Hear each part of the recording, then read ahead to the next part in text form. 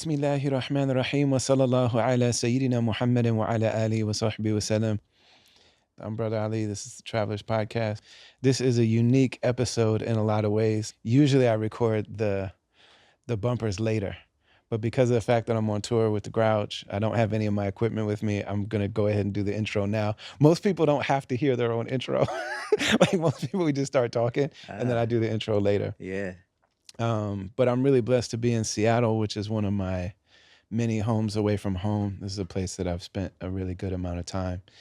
And I've only done a few of these in person, and it's a really beautiful thing that this is one of the ones, because you in a lot of ways are the reason that this podcast exists, because there are certain people that, we were talking as we were driving up, that like sometimes the people that we know are household names. You know what I mean? And sometimes people we grow up with become household names. And that's always really dope. Like, I'm never mad at that. I'm always happy when that happens. But for people that really live and operate in community the way that people naturally do, not looking at the world through screens, oftentimes the people that are the most important embodiments of the things that matter to us are not necessarily household names, except for to the people that know them. Right. So like the people that know a lot of the folks that we've been talking about off the camp. So everybody knows Yassine Bey, and everybody knows Dave Chappelle, and everybody knows Macklemore, and everybody knows, it's great. You know what I mean? But a lot of times the people that I connect with the most are folks who, if you know them, their impact on you is so great in your life and in your heart and like who we are. It's like, I don't know if that's a household name, but in my household, this is one of the most important names. You know what I mean? And you're a person, man, that, like I said before we even met, I thought I knew you. Just so wild to me. I'm just like, no, I've known this guy for years. That's And it's so wild. I think it's just from being, I was part of the same community that you're part of. For sure. And in that community, you're such a household name that I'm just like, man, yeah, I know Gabe. You know what I mean? So when Bamboo introduced us, you told me, like even at that time, I was like, no, I know him. I remember you said that, and I was like, I'm pretty sure we never met, bro. I wanted to meet you, but crazy. I even asked Bamboo, like, yo, could you introduce us? Like, I feel like we should know each other. Man. That's so wild. But I just have to say, and I think it's a really good way to get into this conversation, that your new album has been my crying album since it dropped. Oh, wow. Like I cried for an hour listening. I cried in the shower this morning listening to your record. Wow.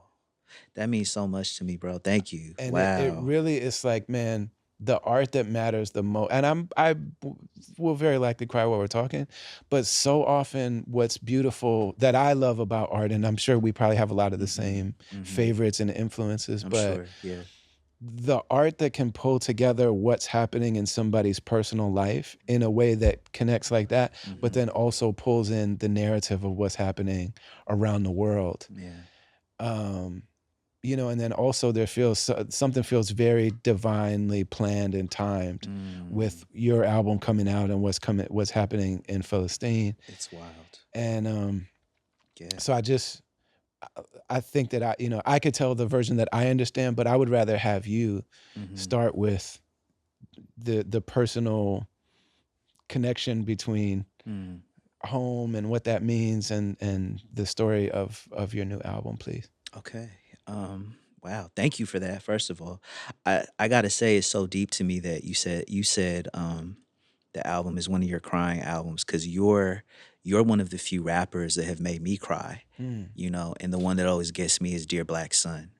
That song, like, I've cried to that song so many times. So, and it's very few rappers that have done that to me. So that means a lot to me, bro. Thank you for that. Yeah. So this album is called From the Ashes of Our Homes. I started making this album in the early months of 2020, before the pandemic, actually. And I had this whole idea for another album where I was gonna it's funny because I haven't talked about this publicly. The album was gonna be called Seattle, Ethiopia, and it was gonna be a story about my family's journey here in Seattle, because my mom, she's known as one of the old timers, in that She was one of the first people from Ethiopia to migrate to South Seattle when Mm. there was like 30 to 40 Ethiopian and Eritreans here. We're talking about the 1970s, Crazy. you know? Amazing. And for people that don't know, Seattle has one of the biggest Ethiopian, Eritrean, and Somali populations here, you Which know, is rare. which is really rare that those three communities are in one place.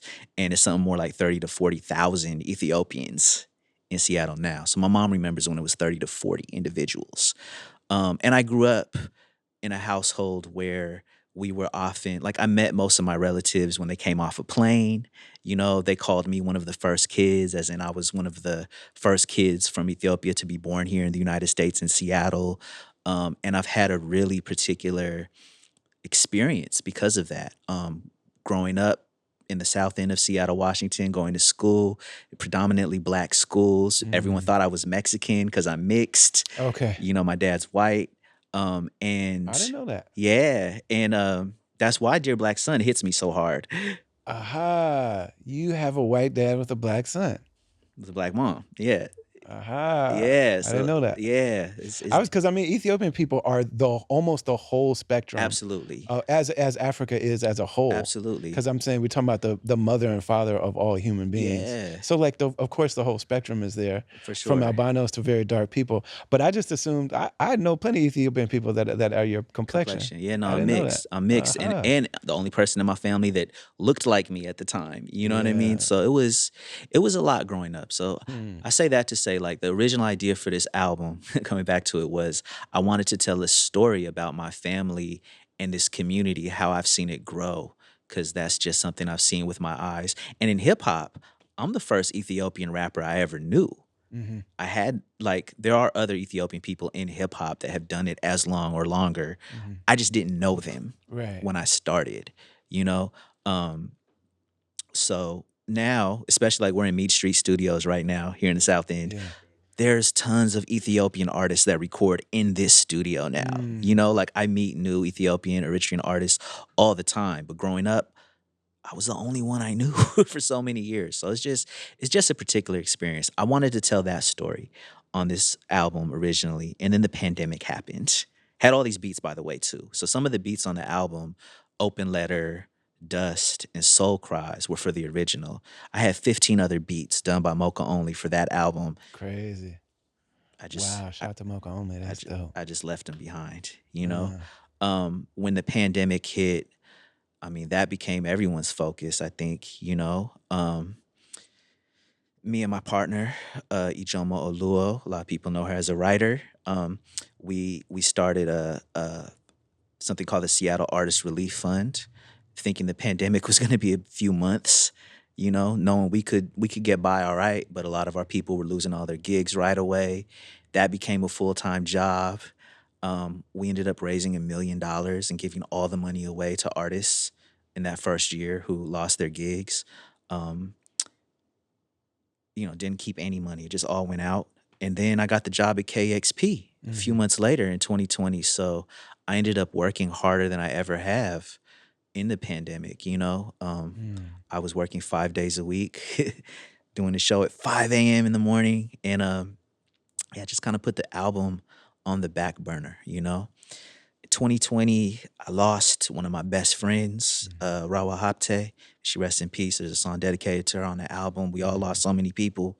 Mhm. And 3 weeks after Rahwa died, we had a rechargeable battery for a lawnmower that was charging in Ijoma's office in our house. We were both upstairs, and we think the battery charger exploded Uh, while we were upstairs. She was about to do a thing on Zoom. I was reviewing records for KXP, and the smoke alarm went off. And I go downstairs to see what it is, and there's like 2 feet of black smoke rolling across the entire ceiling of the bottom floor in this house we were renting. And I go up to get her. We run back downstairs, and we can see flames coming through the wall. mm. And we look back through our bedroom, and there's just like a wall of flames where the laundry room is. Mm. And we just have to get out. And within 5 minutes, we call the fire alarm. I'm in my pajamas. I'm in bare feet. Joma doesn't have any shoes on. We're just outside in the street, not even shoes on. Um, Things start exploding. So the house went up in flames. It was a total loss. The only things I got out of that house fire were a like a laptop that was sitting on the floor. Mm. I think Ijoma got maybe a bag of clothes that she had in storage also under the bed, and that's it. Lost everything in that house fire. Um, so yeah, 2020 was a lot, and I think in a lot of ways I'm still processing it. Mhm. Um, oh, and the other main reason I put the album on hold, I started out wanting to tell this story about Seattle, Ethiopia, lost friends, lost home, house fire. About a month later, a war pops off in Ethiopia, in Mhm. Tigray, Yeah. you know, and that conflict right there, and there's still ongoing conflicts with the Oromo people, Mhm. the Amhara people. It's just like it's all bad, and even still, right now, like I get conflicting messages about what's going on back home. It's yeah, You that's know, really hard to it's yeah. hard to sift through it. Um, but the stories that started emerging out of Mm. Tigray in Mhm. late November 2020 Mhm. painted a story of like the horrors of war that I had never seen happen in my home country. Mhm. And it's permanently altered the way I think of Ethiopia. Mm. And after that, I knew I couldn't go back and just like make an album Right. about the Ethiopian community in Seattle as it grew when my entire idea of what being an Ethiopian means is altered. It's Wow. changed, you Yeah. know? So I'm processing all of that on this album, From the Ashes of Our Homes. I'm talking about the house fire. Yeah. I'm talking about the loss of safety that we all went through in 2020, Yes. the loss of people, Yeah. um, and the loss of this idea of home. I think I spend Yeah. about half the album Yeah. talking about Ethiopia, and especially like the Tigrayan perspective, because my family's not from Tigray, Mhm. but my friend Bilin Nahiwet, she is Tigrayan, and I She had to, has a really prominent voice throughout the yeah, whole album. yeah, I needed her. I needed that perspective, because she could speak to it in a personal way that I can't. So Mhm. I didn't even try to. I just gave her the space. Yeah. Yeah. So that's kind of how the album came out to be. The last piece that I'll say about it is I learned how to make beats on this Mm. album, Mm, mm, mm. and that was something that happened this year. Actually, I did most of the album this year. There's a few that started in 2020, but most of it came this year after I started making beats. It was like a big breakthrough, and I made about 200 beats before writing the one, and then Amazing. and then yeah, and then started writing to him. So most of Man, the beats on it are also me, which crazy. is wild. I didn't realize that part. Yeah, nine of them. Nine of them are my beats.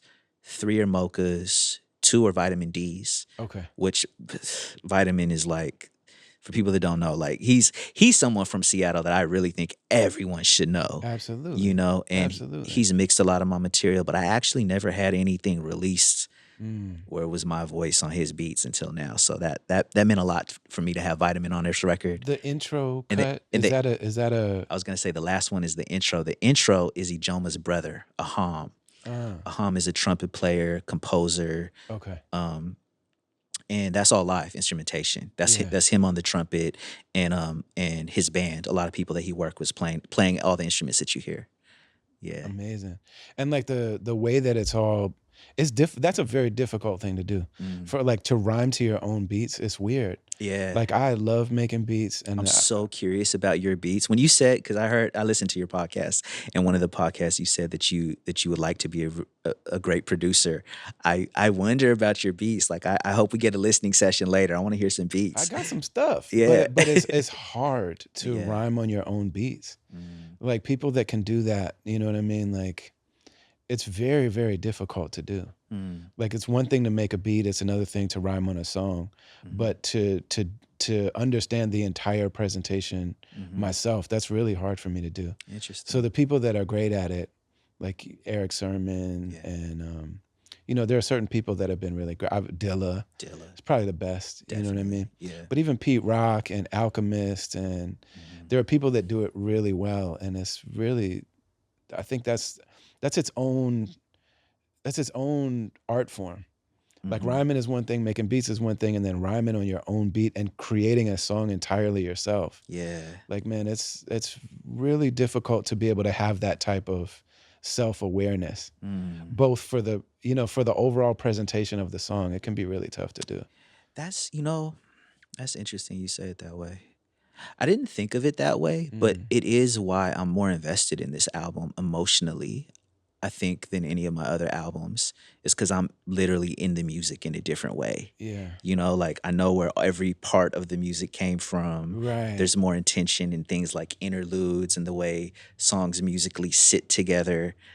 Like in many ways, it feels like my first album, Mhm. even though I've released 10 other albums before this. Yeah. This feels like a beginning to me. And also like I'm more emotionally invested in it. And I've also like, I think I texted you, was like, damn, I wonder if he even liked the album. Cause like I can't believe that I didn't well, first you sent it to me and the link expired, right, right, right, which is right. so embarrassing And it's because all you're like, good. "Man," like, when your friends send you stuff, like, I Yeah. know the feeling of being on the other end of that, like, Yeah. "Alright, I'm gonna send my album," Yeah.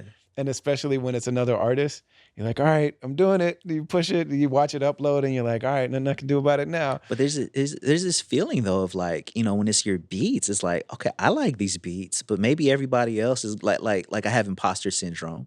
Cause I got people like Vitamin D on the record, who's like a Right. master producer that's been making beats since the That's 90s. why I've never And he really done anything with my beats. and here I am with like I've been making beats for less than a year and and, Yeah. and, and I put my beats next to his. Like maybe everyone's gonna see through this. Like maybe these beats are weak. Like I don't know. Like I have all these things in my head. You know what I mean? So Yeah. yeah. Well, I think that it's just you did such a masterful job at the full presentation, Thank you. that it Thank just you. feels so good, and that all of the music sounds so good together.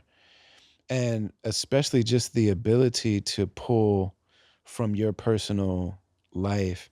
And like you said, like that, there's something about that detail of being outside with no shoes on. Yeah. You know what I mean? That I was really, that's like a very visceral thing, Mm, you know? mm, And then also tying together the narrative of just the kind of through line of home yeah. and what is home really, Mm-hmm. and then connecting it with fire, Mm-hmm. because that was a time that we saw. So I was in South Minneapolis during that time, during the Yeah. George Floyd thing. Yeah, and I mentioned that too. Like, Yeah, like while our house was going up in flames, yeah, people are getting tear gassed in yeah, protest around the country. yeah. And here in Seattle, there was also a forest fire, Hmm. literally at the same time. Hmm. The time our house went up in flames, we were inside trying to avoid the smoke that was already outside. Yeah, You know? yeah, Yeah. yeah. And then you just pull it all together so masterfully.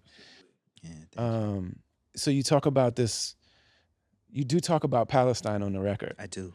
but and that was before Yes. October 7th. Yes, it was. And one of the things that I love so much about that is the way that you're able to universalize, um, the experience of people who have been colonized. Mm, Like when I mm, first started traveling. So I mean, I grew up in communities that were very like Pan-African and very like Black radical tradition, right. everything from the Five Percenters in the Nation of Islam to, like I said, like Pan-African. Like Hmm. that was my experience growing up. And so I feel like my whole childhood I had a good understanding of what happened to the children of enslaved Africans Right. here in this country.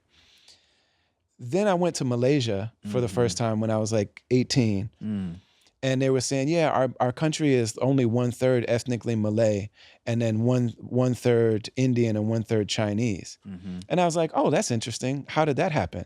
And they're like, oh, the European colonizers put people on boats and brought them here. Yeah. And I was like, wait a minute, Hmm. what? Like this has Hmm. happened to other people? Like I didn't Hmm. know that. Yeah. And then I went to, and then also like growing up around a lot of like Native American, First Nation, Yeah. American Indian, Yeah. folks. And I went to Australia for the first time. Ah.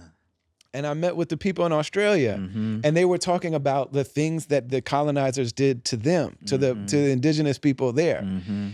And I was like, I kept trying to say to them, because it was new to me. I'm like, Right. these are the exact same things they did. And they're like, Mhm. yeah, We know. they're like, yes, Yeah. nephew. You know what I mean? Yeah, Well, I just yeah. realized like I've oh, had those they same do these experiences. same things all over the world. That's right.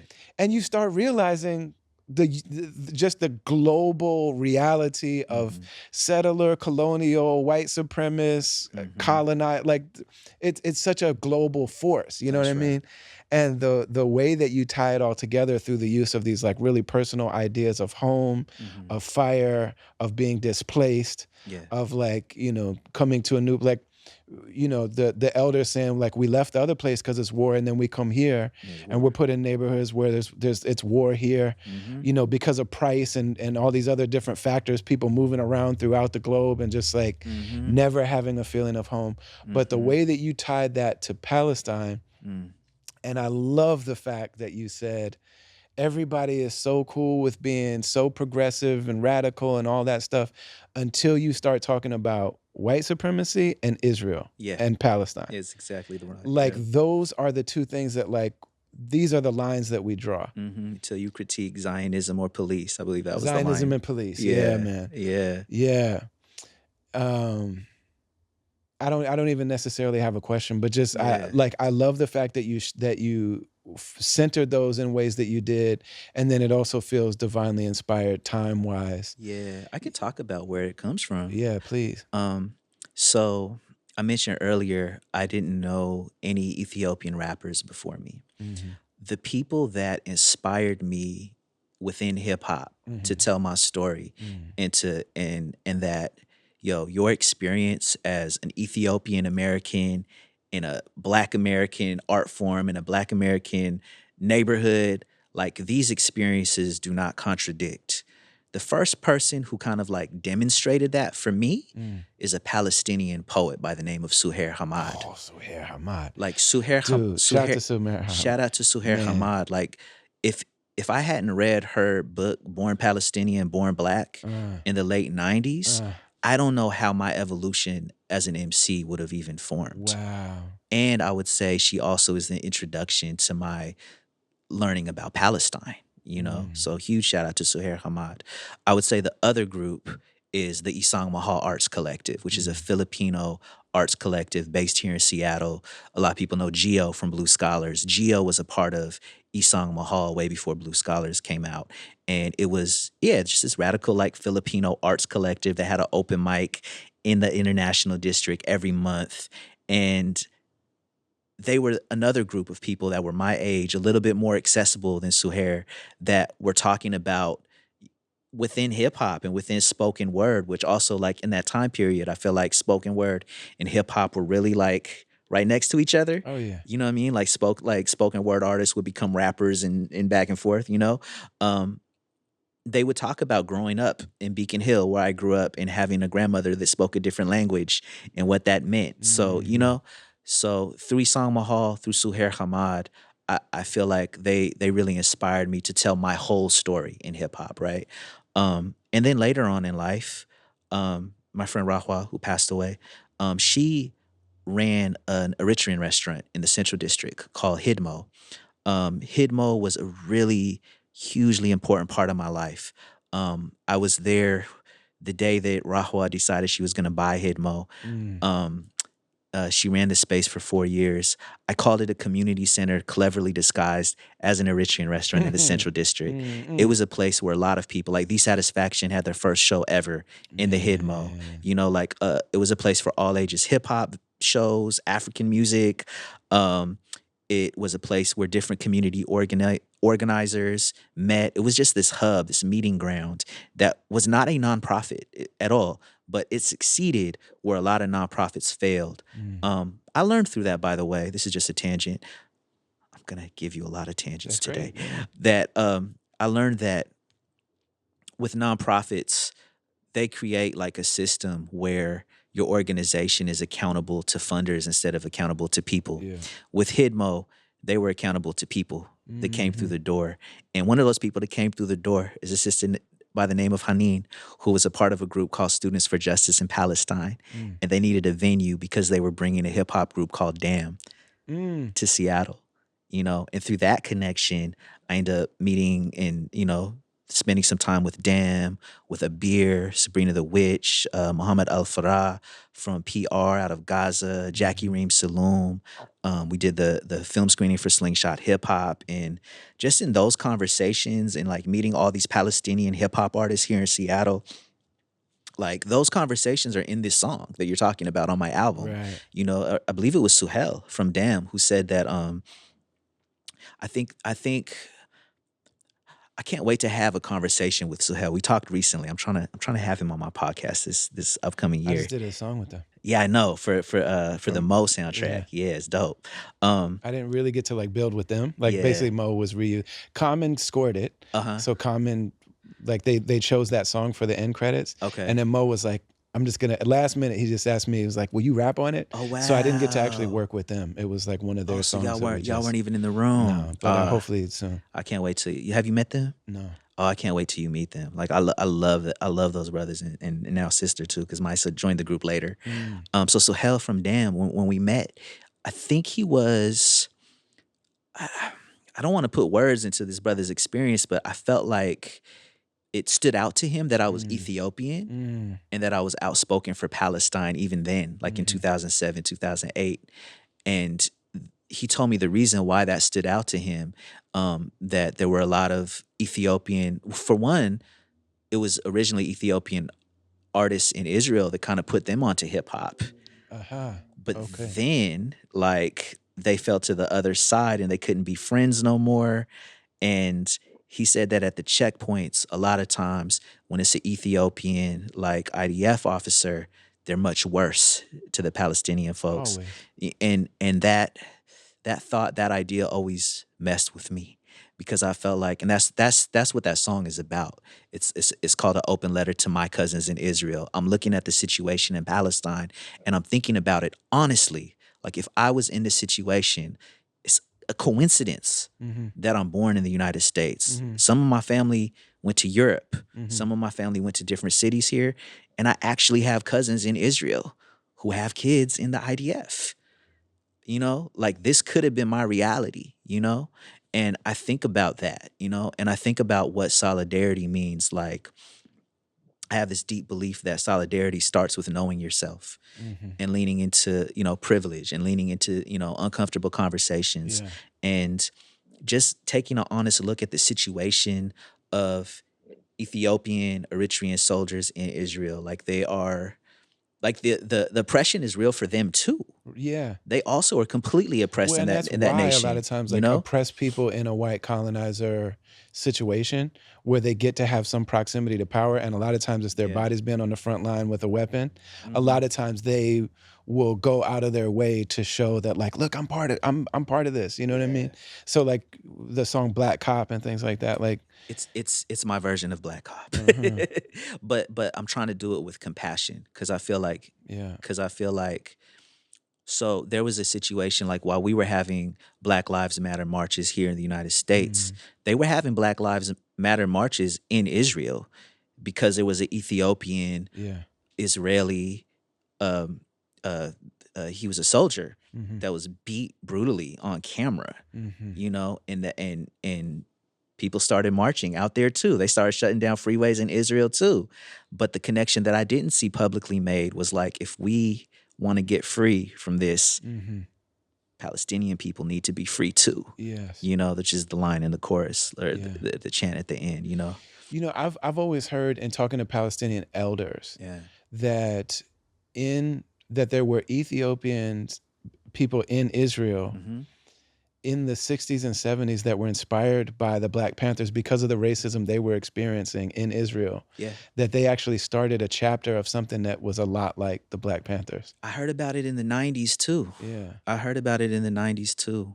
It's a lot of conversations I would like to have globally, but I don't know who's having those conversations. Yeah. If anyone listens to this podcast wants Yeah. to connect I've me, always like, wanted to know more about that yeah, me too. because it's one of the things that you hear people talk about a lot. You hear Hmm. like, Black people that live in Israel and the way that they're treated. Yeah, and so for you to say that, and then also that you're rethinking your relationship with Ethiopia through the lens of what happened in the last year there Yeah.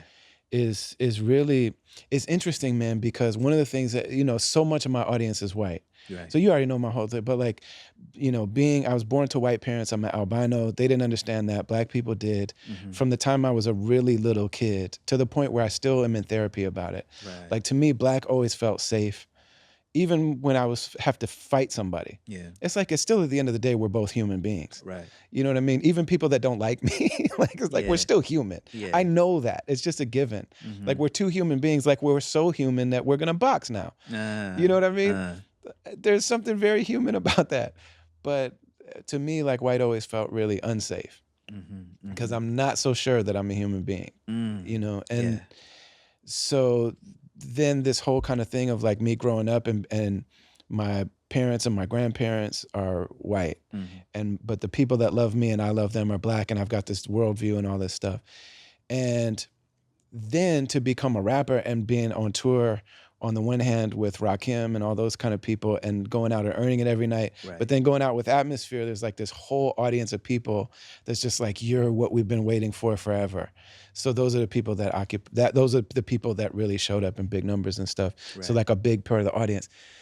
So it's actually Shaka that helped me understand this is a good thing. All these things you've been learning up till now is for you to be able to talk to these people. Right. And so one of the big things that I always am trying to work on and relate to people about is that for all of us in this system of um, politicized, militarized concept of race, Mhm.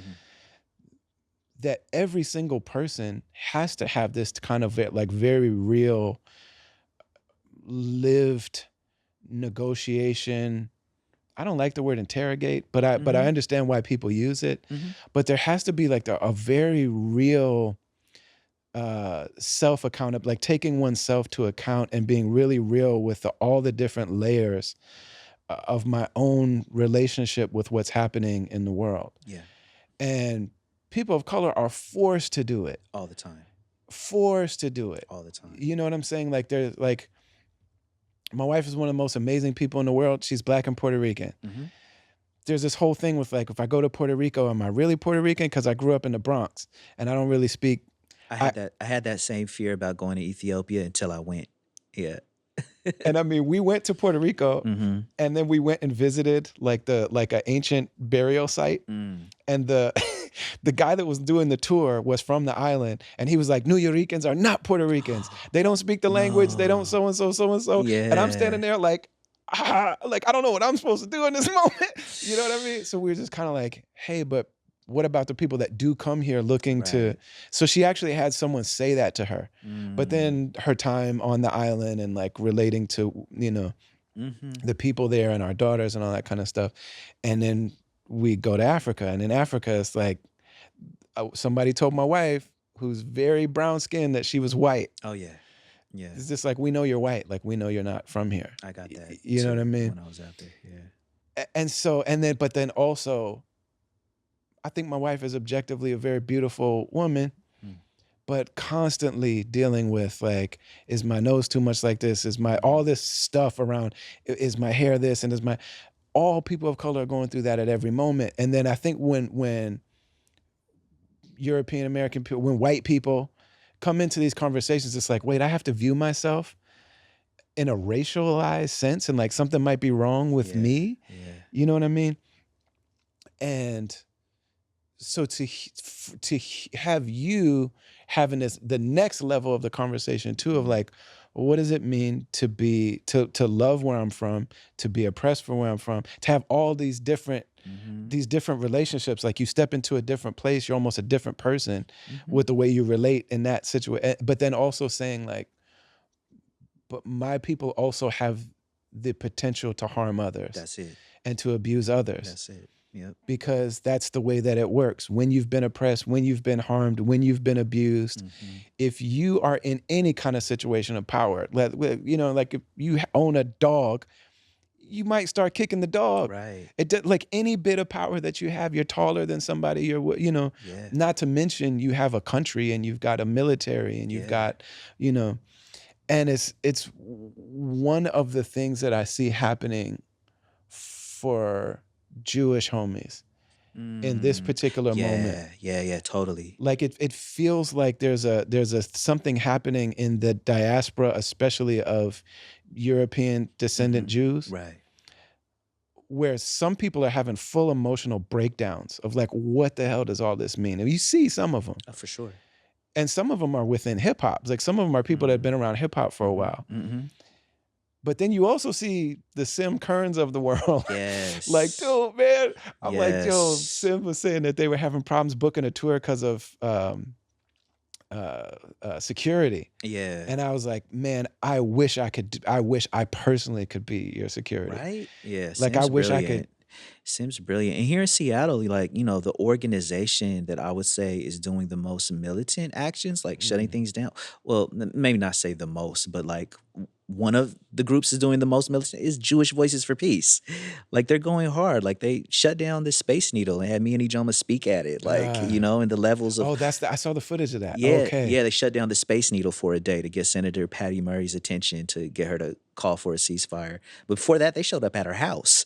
Yeah. You know what I mean? And like it's Yeah. Jewish Voices for Peace. They're going the hardest. I keep track of white people that like speak truth to power Yeah. from within. Yeah. They've been winning for a long time.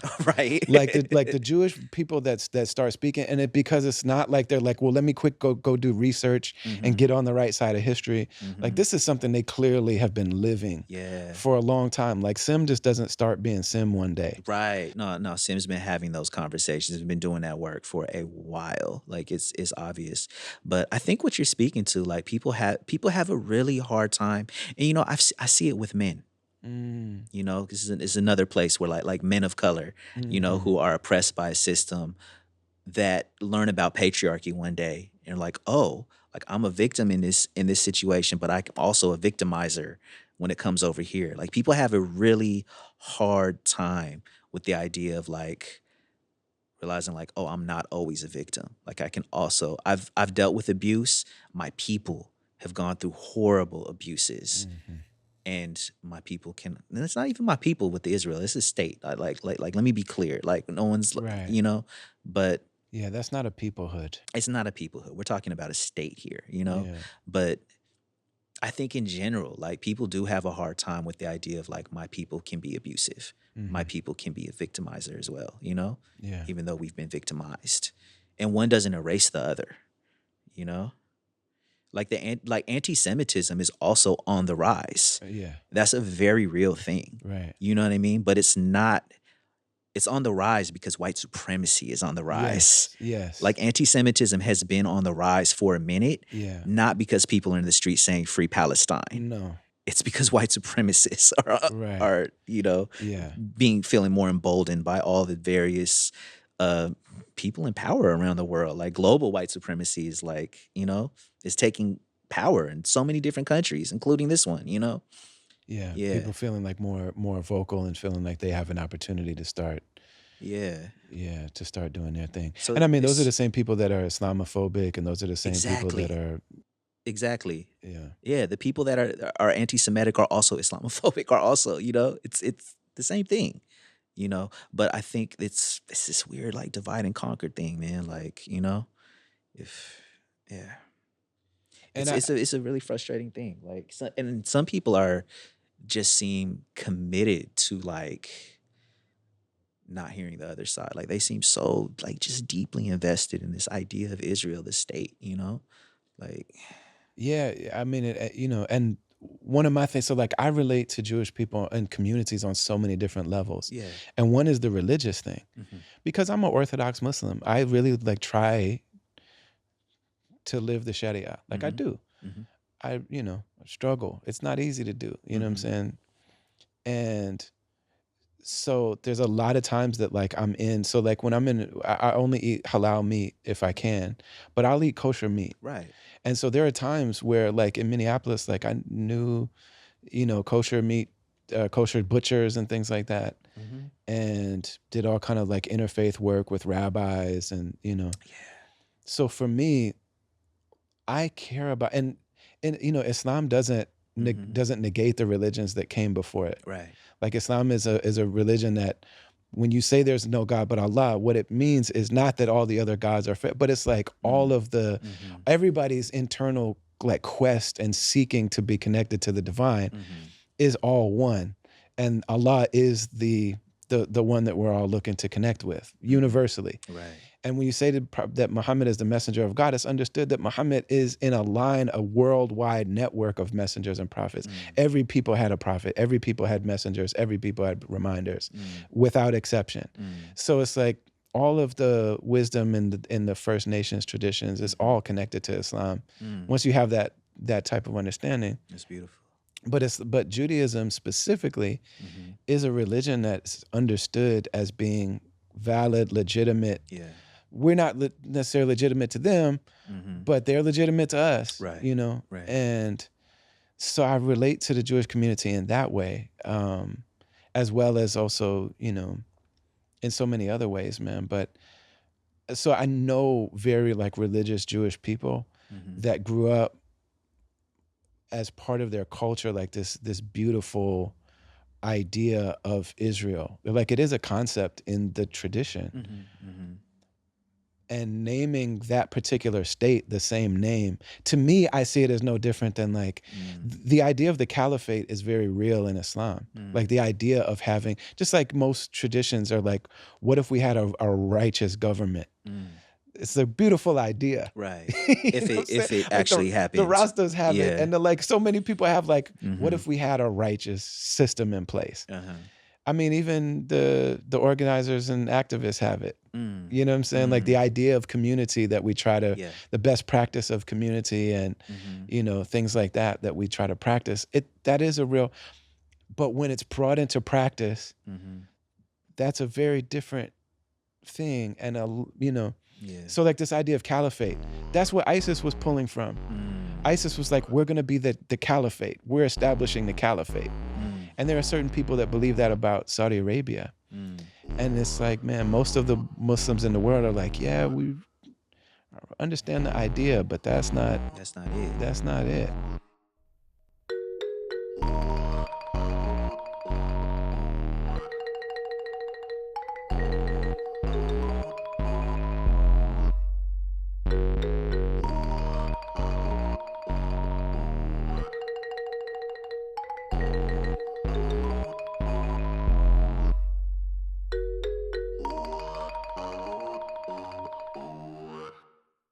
Thank you so much for tuning into the Travelers Podcast, for watching and listening. We really appreciate it week in and week out. From the very beginning, whether it was the musical journey, the live shows, the records, the CDs, the freestyle sessions, the battles, and now into the podcasting, the lectures that I've given across the country and around the world, the classes that I've taught, the online learning series. All this stuff that we do is about exploring and expressing what's going on inside of us, but then also having that be a conversation with the people that share in it and contribute to it and shape it by listening to it and by supporting it. You're a part of it, and you've always known that. Whether this is your first time checking out the podcast or whether you've been listening to my music, going to my shows for 20 something years, you know that you are absolutely part of it. We share something that's going on inside of us. Our guests share something we haven't an experience, and then your support of it and your feedback and you being part of it, you absolutely shape it. The way that we're doing that now is if you go to brotherali.com in the join section or brotherali.com/join, you'll see the caravan. The caravan is where we not only share this growing kind of library that we're building, our own kind of streaming platform for rare and exclusive and unreleased music and videos and live shows and talks and conversations and presentations and all kind of stuff that we share in that section. But also there's a way to communicate. So at the $5 level, you get access to all that stuff. There's Ask Me Anything episodes. I'm about to drop one that's a Nobody Ask Me Anything episode, which are just like comments that people share, things that I see people say about me, assumptions that people have, things that people have never asked me that frankly are offensive. But I'm like, yo, I think because I present myself mostly in a polite way, people only want to talk to me in polite ways for the most part. But people talk about me and about things I care about and say and do in ways that are not that. And so think I'm going to do an episode that we'll share just in the caravan of the less than polite things people say to me and about me. So that'll be in there. But there's also ways to connect. We also have a $100 level that is a legitimate community space. We keep it limited. We make sure that it is somewhat exclusive because we want to have a real sense of authenticity, of being able to be vulnerable with each other, of being able to know that there's a level of privacy there. And we're all sharing in it together. So we've got folks in there. We're connected on a Slack channel where we talk to each other on a regular basis. People are a part of each other's lives. And because I speak from and to so many different communities and for so many different communities and walks of life, there's people in there that wouldn't know each other and wouldn't have this level of real intimate connection if it wasn't for coming together in this way. So it's a very, very beautiful thing. And I really am grateful to be able to do it and to facilitate it. So you go to brotherali.com/join, or just go to brotherali.com, get in the join section, get down with the caravan, be part of the people that really, really make this show happen, this work happen, this music continue, this movement happen. And we appreciate you very much.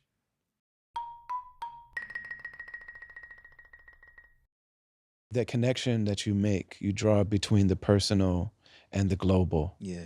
You know what I mean? Of us all having to have these like very real and visceral and painful and joyous and healing Mhm. and hurtful Mhm. ongoing dialogue with self and with community and with God and with culture and art. And you know what I mean? That we have so much to do within Yeah. our own selves. That's it. That's where it starts. And I feel like if we don't do that work internally, we're not going to be able to do that work in community, you know? Like I'm just a real big believer in the micro is the Mm. macro, you know? Mhm. If we can figure things out in our small micro communities, we Mhm. can use those ideas and those lessons and share them, and we can all become a part of a bigger movement. But we got to figure it out within ourselves. In the first place, that starts is within ourselves. Right. That's it's Grace Lee Boggs. The revolution starts here. Um, so yeah, that's always been something that I've tried to do with my art. Is yeah, I'm trying to figure things out. Yeah. Publicly, and as I figure it out, it gets into music. Yeah. Yeah, I also try not to be too preachy. I hope it doesn't come off that way, but it's I just don't think so figuring at it out. all. I don't Right. think so. It's one of the things about like Yeah. the type of music that we make Mm-hmm. is that people see it as being corny. Mm. They're corny for that. Well, to me it's like I understand why Uh-huh. people would say that because like but it's not different than like gangster music Mm. or like street music Nah, where I think of them very much connected, actually. yeah, really, really Yeah. so. Where it's like it's a dangerous life Hmm. when you actually live it. That's it. That's And it. so but so many people are afraid to live it. That's it. And so they take up the trappings of it. Yeah. And then when you take up the trappings of it, but you're not actually living it, then that's very corny. That's when it gets corny. And I feel like, real recognizes real. Yeah. You can tell when somebody is just like saying buzzwords Yeah. or dropping cliche after cliche on you. You can tell when it's just like, this is an act. And the same way, people used to clown studio gangsters, they're studio conscious rappers. You know, There's not as many of them as there used to be. there was for a minute though, Oh, like, yeah. yeah. Yeah, and then there's people on the Yeah, talk the talk on Twitter and things like that part that and too. Hmm. online Yeah. like online activists and that whole thing. Yeah, you already know I've been off Twitter for a while. Like, I don't even know what happens there anymore. Man, yeah. I That see Instagram though. yeah. Yeah, Yeah. Yeah. It's wild like some folks just took that Twitter energy and and put it into IG. yeah. Yeah, yeah, I Yeah. can see that too. Yeah. But man, so it's such a like a lot of it is corny unless you're able to determine what's real and what's not. And like you said, it takes Hmm. some degree of realness to be able to identify what's true here. Hmm. You know what I mean? Hmm. So for like somebody who never was around a street environment, Right. to them it's all the same. You know Hmm. what I mean? To them there's no difference between I don't want to start saying names, but like there's no Mhm. difference between somebody who just completely constructs their whole life Yeah, versus a person who really lived that, yeah. you know? I mean, I think I've been thinking about him all day, but Scarface Hmm. is like one of my big Yeah. like influences. Yeah. And what I love about Scarface, and I always think about him in this conversation because like you can tell that that brother lives with trauma, and Yes. he's not afraid to speak to it. Yes. You know, it's Since the 80s. yeah, like I really feel like Face and Ghetto Boys in general were like some of the first to really talk about mental health, Absolutely. you know, in hip hop, you Yeah. know. So I that those are the kind of things I look for when people are telling these street stories. Is like, Right. where does this hurt you? Yes. Because you don't go through this without scars, Yeah. you know. And if you're not speaking to those scars, and if you're not trying to work through them in some way, I kind of don't believe you, you know. Yeah. Yeah. And also just the downside of what that life is, Mm-hmm. that it is fun and exciting Mm-hmm. when you're in those moments. Also. You know what I mean? Mm-hmm. And if it's going well during the years that it's going well, Mm-hmm. it probably feels really good. It does. Mm-hmm. I've been up close. Yeah. You know what I mean? Yeah. I've had homies that are just like, here you go, man. Here's a leather jacket I'm not wearing anymore. Right. And me be like, oh, you know what I Yeah. mean? Yeah. Man, Yeah. I it's so weird. Like when you are around, like when you're around that life, especially like when it was happening when in music in the 90s, when it was showing up in music. Mm-hmm. And then you go around, like you go to a different school or something, and the people there listen to the music, but they've never experienced it. Yeah, man. You just start realizing, like, man, this is so Mm-hmm. strange. And it's the same Yeah. for music that I think is like overtly talking about healing and growing and building, Mm-hmm. whether you call it conscious or whatever. And that's what I was saying with Scarface is I feel like there's scars there too. And when I don't see people like pushing those growing edges in their music, like you can just tell, you know, Yeah. or I can, you know. Yeah. Same with spirits, same with religious people, spiritual people. Yeah. You know what I mean? It's like, man, Mm-hmm. there's scars in all of this stuff. Like you're not getting through anything in this plane, Yeah. especially if you're trying to improve self and improve anything. Yeah. Like if you're trying to build something, Yeah. man, building comes with scars, man. There's just no way. And I want to be clear, like, I'm not knocking that kind of music that doesn't come with those scars. I just don't feel it the same. Mhm. You know? Mhm. That's something that I have to like as I'm growing and also like as a DJ on KXP, like Mm. I try not to knock what people make. I might not play it. It might not be for me, but I try not to knock it. I realize that we're not all wired the same way, Right. you know, and not everyone does music for the same reasons, Yeah. and that's okay. It just might not be for me, but I don't have to knock it, you know? Since I discovered that, I think we all, like, especially those of us that came up in the 90s, like we Yeah. had to, because we had a real sense. And I think it's like, that's part of community. Mhm. Like community requires there to be some defense and some boundaries and there's like a warrior spirit around, this Yeah. is what it means to be in this. And When when I you're was not this, that's something different. when I was younger, I wanted to battle everyone. Yeah. You know, and when I felt people were like fronting, when I felt people were inauthentic, I wanted to battle them more. I Yeah. wanted to stop people from rapping. Like Yeah. that version of me died a long time ago. Yeah. You know, but I came up from that, you know. I Yeah. learned how to rap that way, you know. And then at some point there's like there's other people just doing other things. Yeah. And that's fine. Yeah. And I think it's something about like having to get serious about it ourselves. Absolutely. That's just like, man, I don't have to, if I'm going to take what I'm doing seriously, Yeah. then what everybody else is doing is not my business. That's That's not my right. focus. That's right. I just have to be Bennett when it comes to all that Mhm. and just do what I'm doing. Exactly. Once I started doing that though, the amount of like just music and voices and all that stuff that I actually is Mhm. even on my radar, Yeah. it got really small, Mhm. but it means so much more now. Yeah. And it Yeah. has nothing to do with what other people like or don't like. Mhm.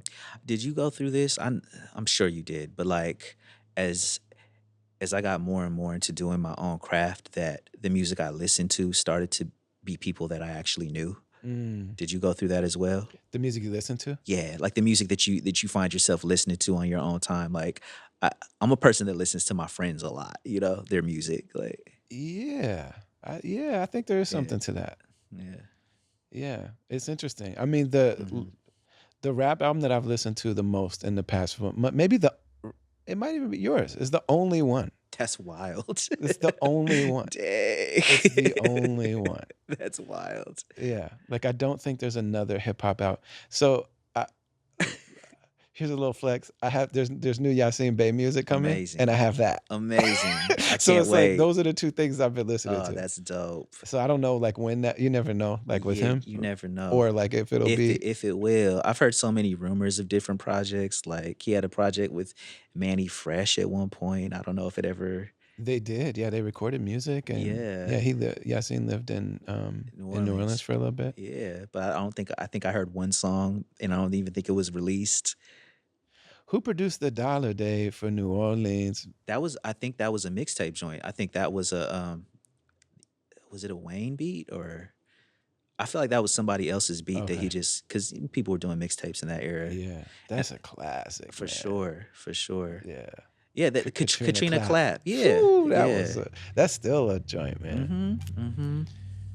Yeah, but yeah, I guess if I had to think about it, yeah, probably my friend's music is probably it's really high. I know that it's really Mhm. high on the list, and I when I feel that connection to it. I love when people surprise me too, though. Like, I don't know. So, the 3 years of like working at KXP, it really made me like dig and like Mm, look for new artists to play all the time. So, I don't know what the percentage is now of like my friends' music that I listen to, but I know before like really getting involved as a DJ, there was like some years where it was mostly people I knew, you know, and people that I could relate to on an independent hip hop level, especially hmm like the early 2000s. Like I remember it was really hard for me to connect with like what mainstream hip hop was doing those years, hmm and I just hyper focused on what was happening in the independent world, you know. mm, And then obviously I just ended up meeting and becoming friends with a lot of the artists that were in my headphones, you know. yeah. Yeah, during that time when there were artists that I like, I've always been a big Jay Z and Kanye West Uh huh. fan. Like, Yeah. so I could always, even though I didn't agree with, like, I don't like Yeah. Jay Z, especially that period. Yeah. Like, we did not have the same worldview. I don't Yeah. even know if we do now. Right. Right. Um, but I will say that he's somebody to go back to what we were saying about Scarface. Yeah. He's somebody that I remember showing him. So I have this one friend in particular who was in the street life, and then he Mm-hmm. became Muslim. Mm-hmm. He's a person who, since he's been a Muslim, I don't know if he's ever missed one of the 5 daily prayers. Uh. He's like one of the most just solid, Mm-hmm. dedicated, disciplined human beings. And he didn't listen to hip hop for a long time Mm-hmm. because he just was so much trying to just cleanse his palate and trying to get away from that life he was living. And at some point, I remember saying to him, I know you're not trying to go back to this, but Jay-Z reminds me so much of you. Mm. Like the way he says things, the way he like Mm-hmm. everything. Mm-hmm. And then Mm-hmm. I took him about a year to listen, but he came and he was like, yo, he's like Mm-hmm. this guy. And he started calling him Sean, like he knew him. He was Uh-huh. like, man, Uh-huh. what Sean said and so and so. Like, man, He puts a lot of himself in the music, man. yeah, I mean, for him to Jay-Z is a say, master technician, man, when he man. said, I hated me and everybody that invented crack, it's Yeah. just like, I know that feeling. Mm-hmm. I Mm-hmm. know people who were succeeding at selling Mm-hmm. drugs and absolutely they were selling something that they hated in their core. I got someone in my mind right now as you're saying that. Yeah. I remember, I went to like I moved, so I would like go to different schools. And I went to a school where it was a suburb school, and everybody was listening to whatever hardcore music was out at that time, and they were talking about um, there was some song about what they used to call a strawberry, like Mm. basically like women that were had addictions Okay. and would pay for it with sex, Sex. Mm-hmm.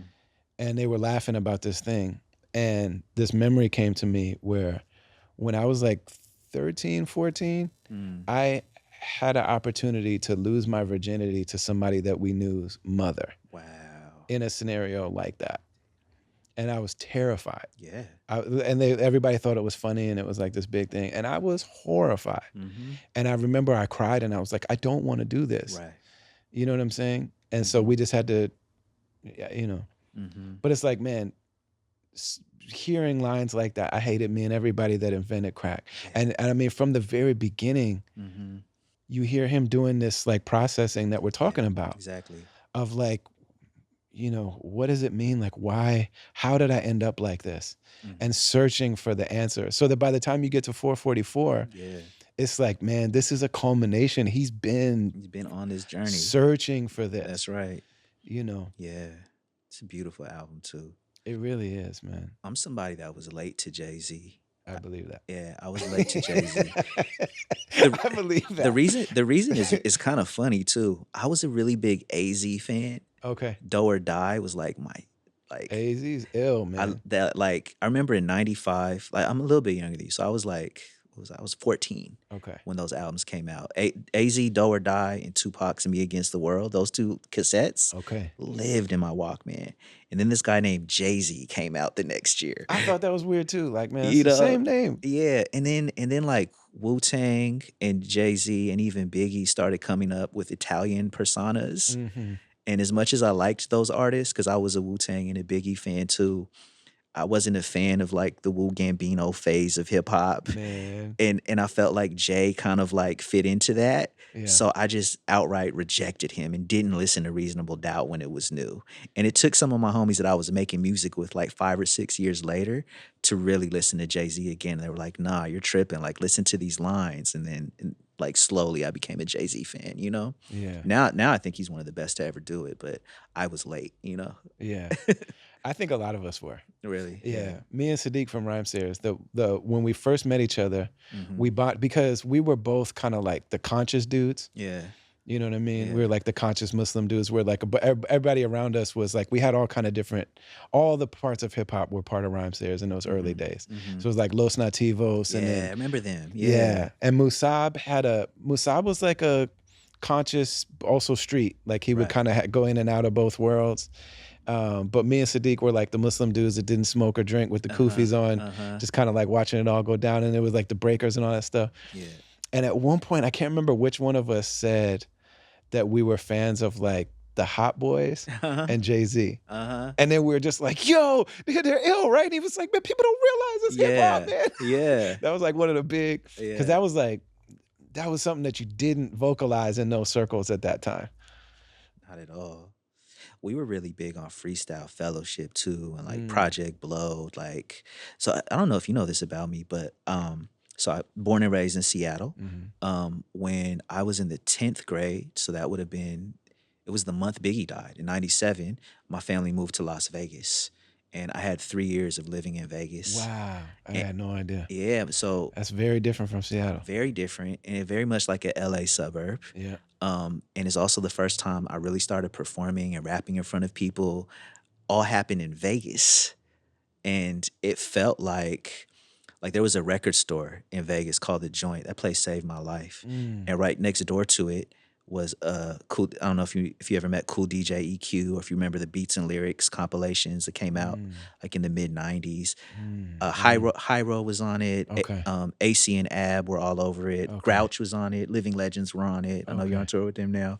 But this guy, DJ EQ, put it together. He was the first person to ever record me when I was 16. You Wow. know what I mean? So, like, The Blowed had a huge influence on me. The first time I ever spent money on a concert was to see AC and Ab when Mm, I came up here mm. in '99. It was their first show, I think, here. It was definitely AC Alone's. I think Ab had been up here one other time. And yeah, just that whole scene was like, it was really foundational and influential on me. You know what I mean? And like, yeah, you couldn't tell me they weren't the best rappers in the world at that point. So that, it really had a big impact on my style. And a lot of my generation, I would say, in Seattle, like Macklemore was at those shows too, you know what I'm Mm. saying? Like we all kind of had similar influences, Yeah. Man, the element of this album that always gets me is Mm, like, what do you do when home doesn't feel like home? When that's right. home attacks you? Yeah. When you feel like home is out to get you? Yeah. Is it still home? Like, what do And for us, I've had that experience many times, you know what I mean? But Mm, the most recent one was when we went through all of this. The South Minneapolis version of the pandemic Mhm. was like the pandemic, and I had been like struggling with the kind of the business side of being with Rhyme Sayers, and then in the wake of the uprising, there was a, I don't like the word cancel culture, Yeah, me either. but there was a, A reckoning. You don't want to say that either. I mean, yeah, I don't know if that, like, that doesn't necessarily feel like it describes Uh-huh. that thing either. But there was conversation. I Okay. don't know. I mean, Yeah. there was, but there was a hashtag. Okay. There was a phenomenon and a hashtag Yeah. about Rhyme Sayers that I was neither directly included in or excluded from.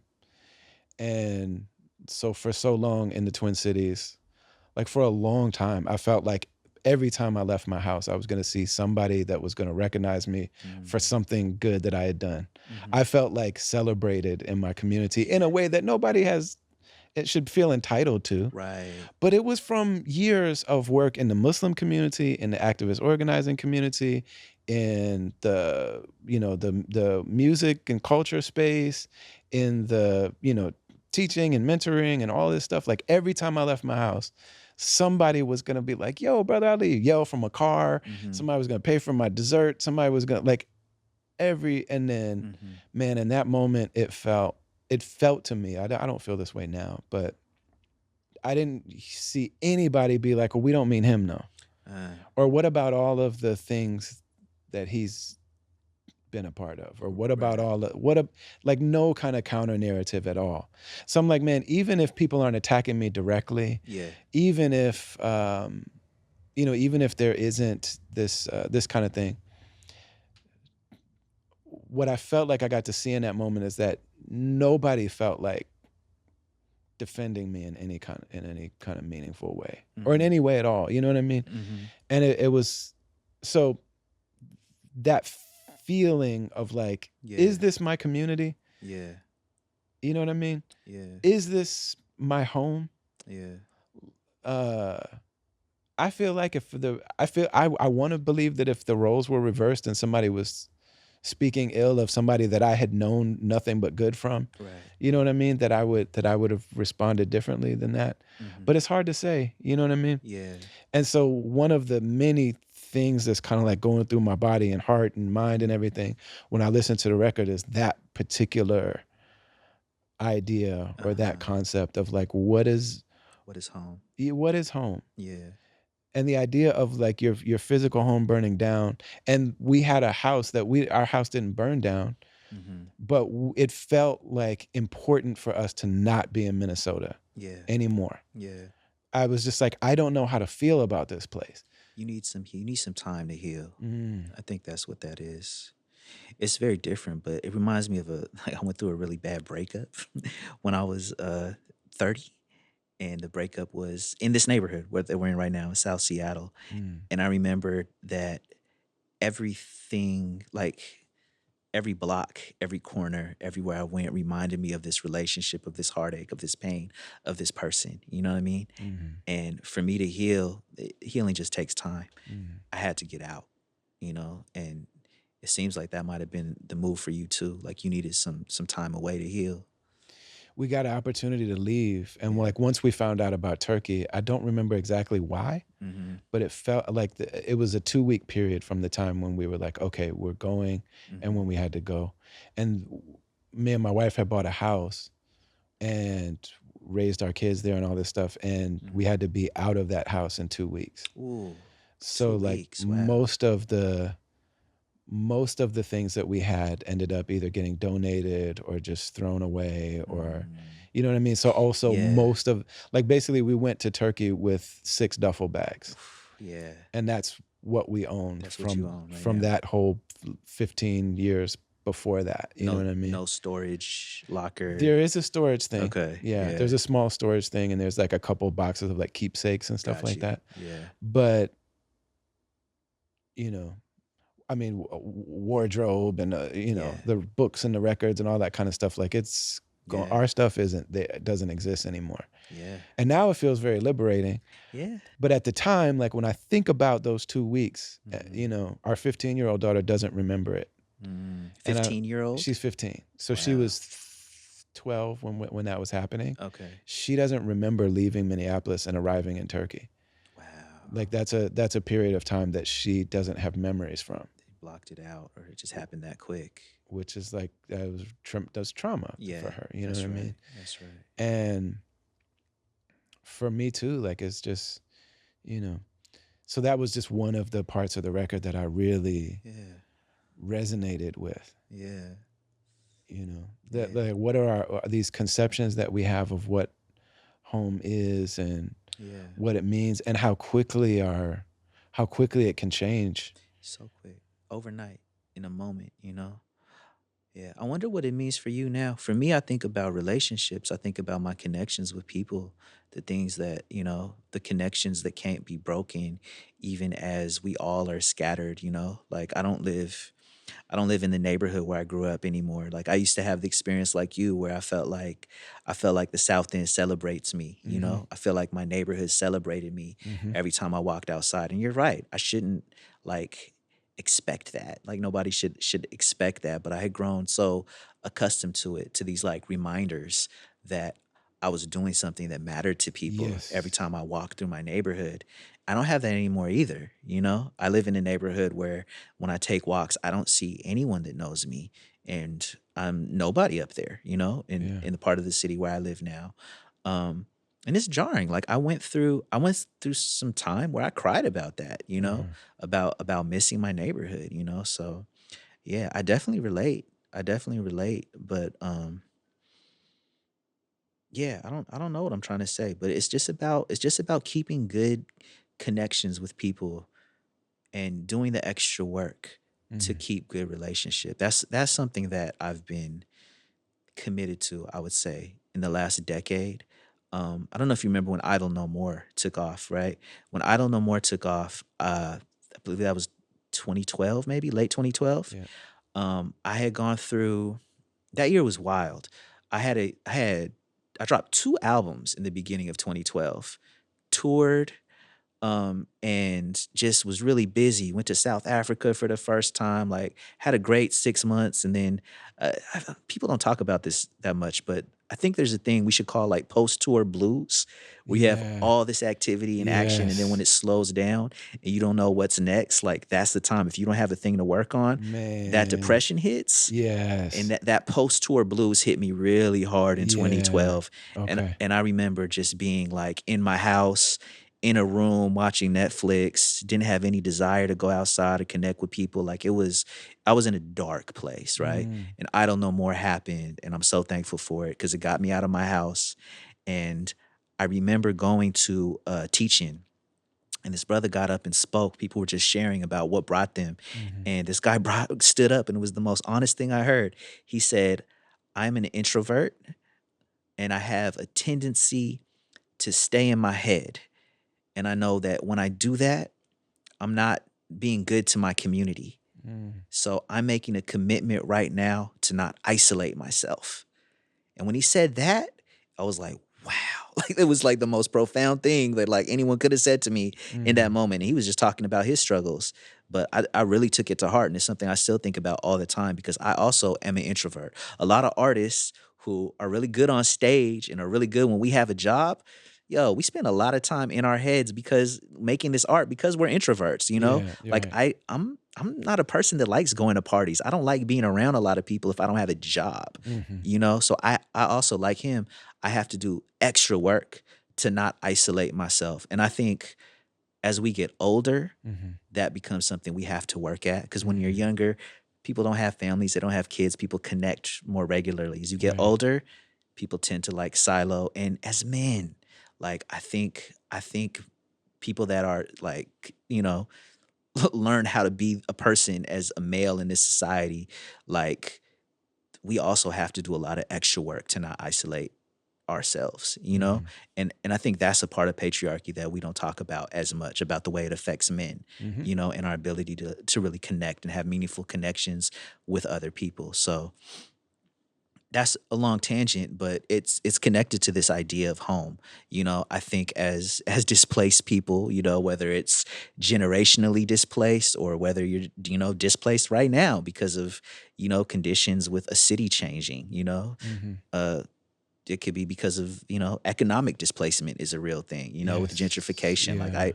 we drove to the studio right now and, you know, I had to stop the conversation because I was like, Ali, look at these blocks, like all these buildings that are just holes in the ground. This was my childhood. Yeah. And now there's no buildings here at all. These are Yeah. things that I thought were going to be here forever. Right. You know, like Man, Open Mike it's, Eagle you made know, an album about the Robert Taylor homes. Brick Body Kids. Dude. That album is like as a conceptual album, and I know you talked about this because I listened to your podcast, but as a conceptual album though, like that's one of my favorite concept My albums of the God, last man. decade. Dude. Like that album is brilliant. Dude. Like people slept on it. Like, you know, I mean, him in general, man. yeah, I mean, totally. he's like such a treasure. You know what I mean? That I'm Absolutely. like, man, there's not anybody better than this guy. Right. You know what I mean? Right. There's nobody better than him. Right. So, Yeah.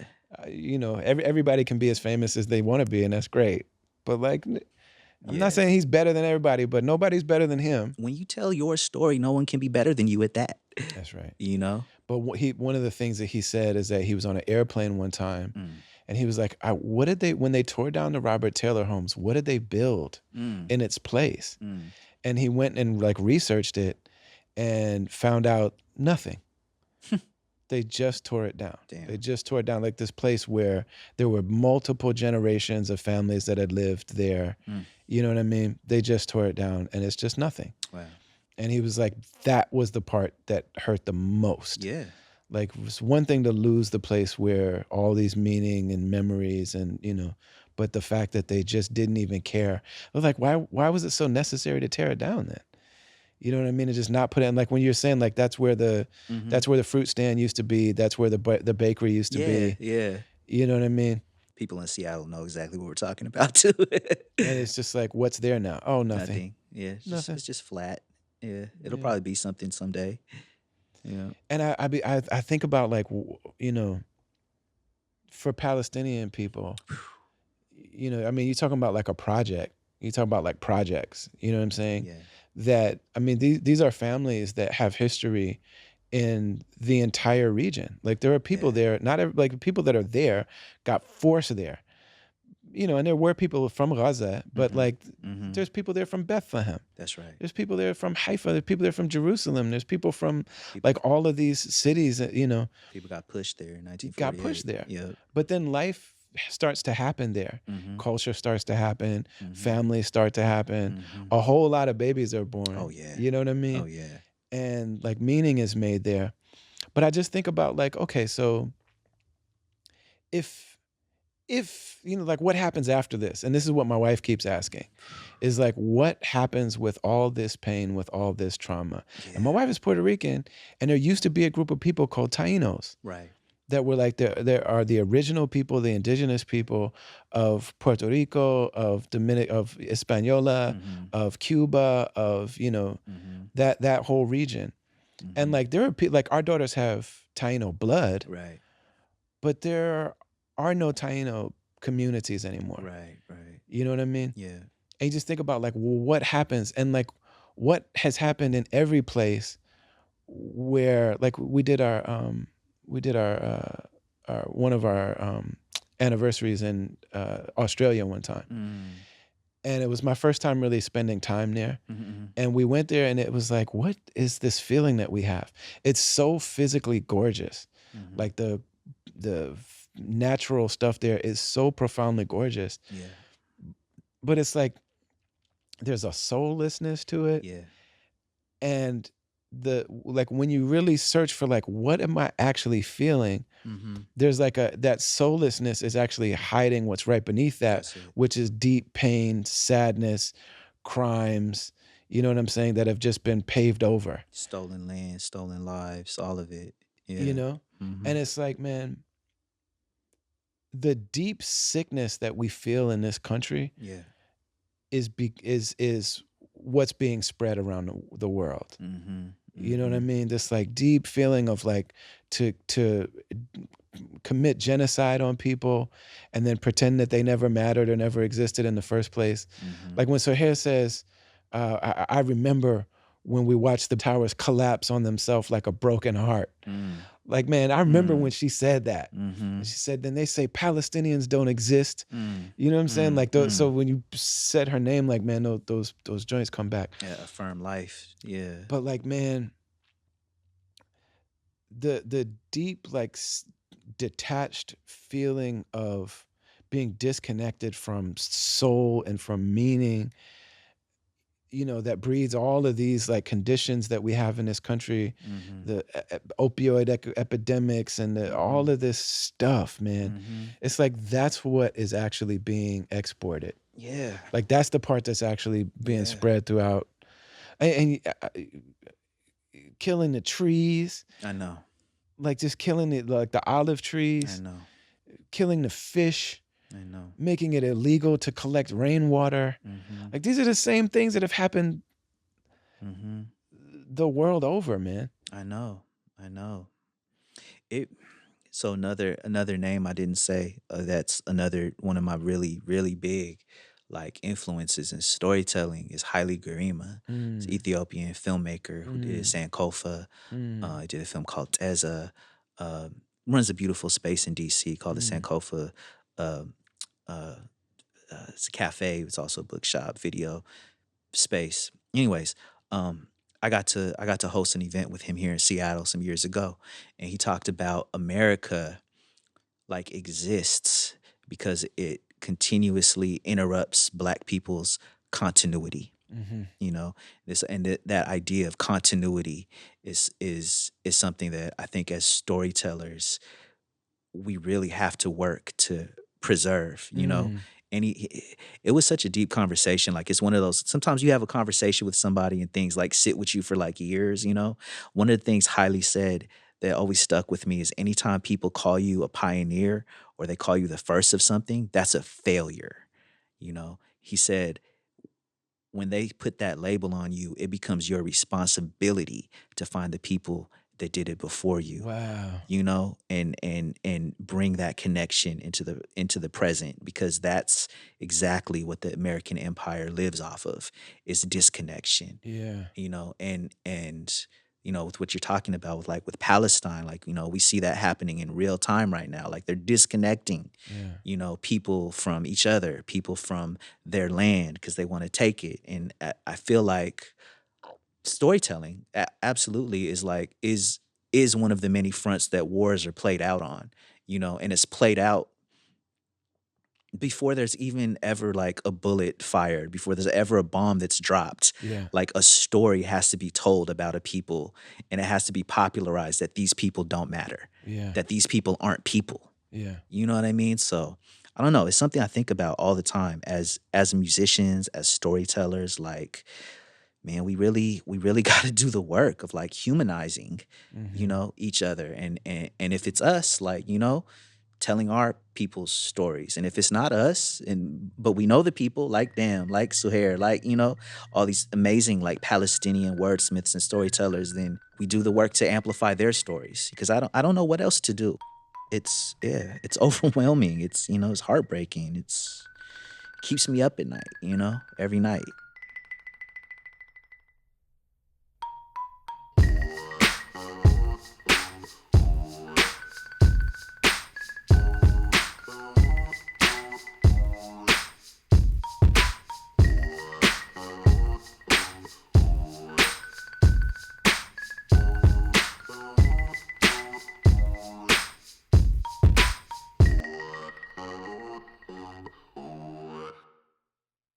We talk about therapy every single week on this show, and we were doing so even before we had this partnership with BetterHelp.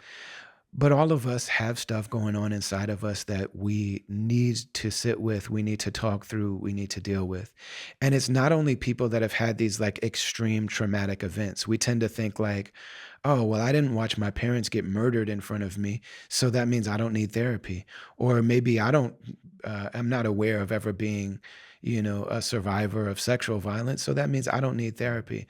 The reality is that all of us live with this sense of what life should be like and how people should treat each other. And from a very early age, that sense of safety and love and community and security and acceptance is punctured and it's ruptured and it's damaged.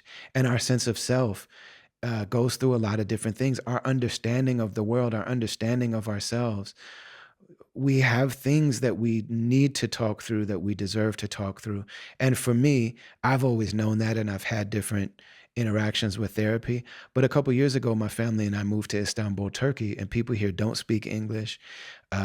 It's hard for me to, it's almost not necessarily legal and like fully licensed for me to talk to therapists in America. Like they would be violating their licenses, most of them, to talk to me knowing that I'm not in their state or in the areas where they're licensed.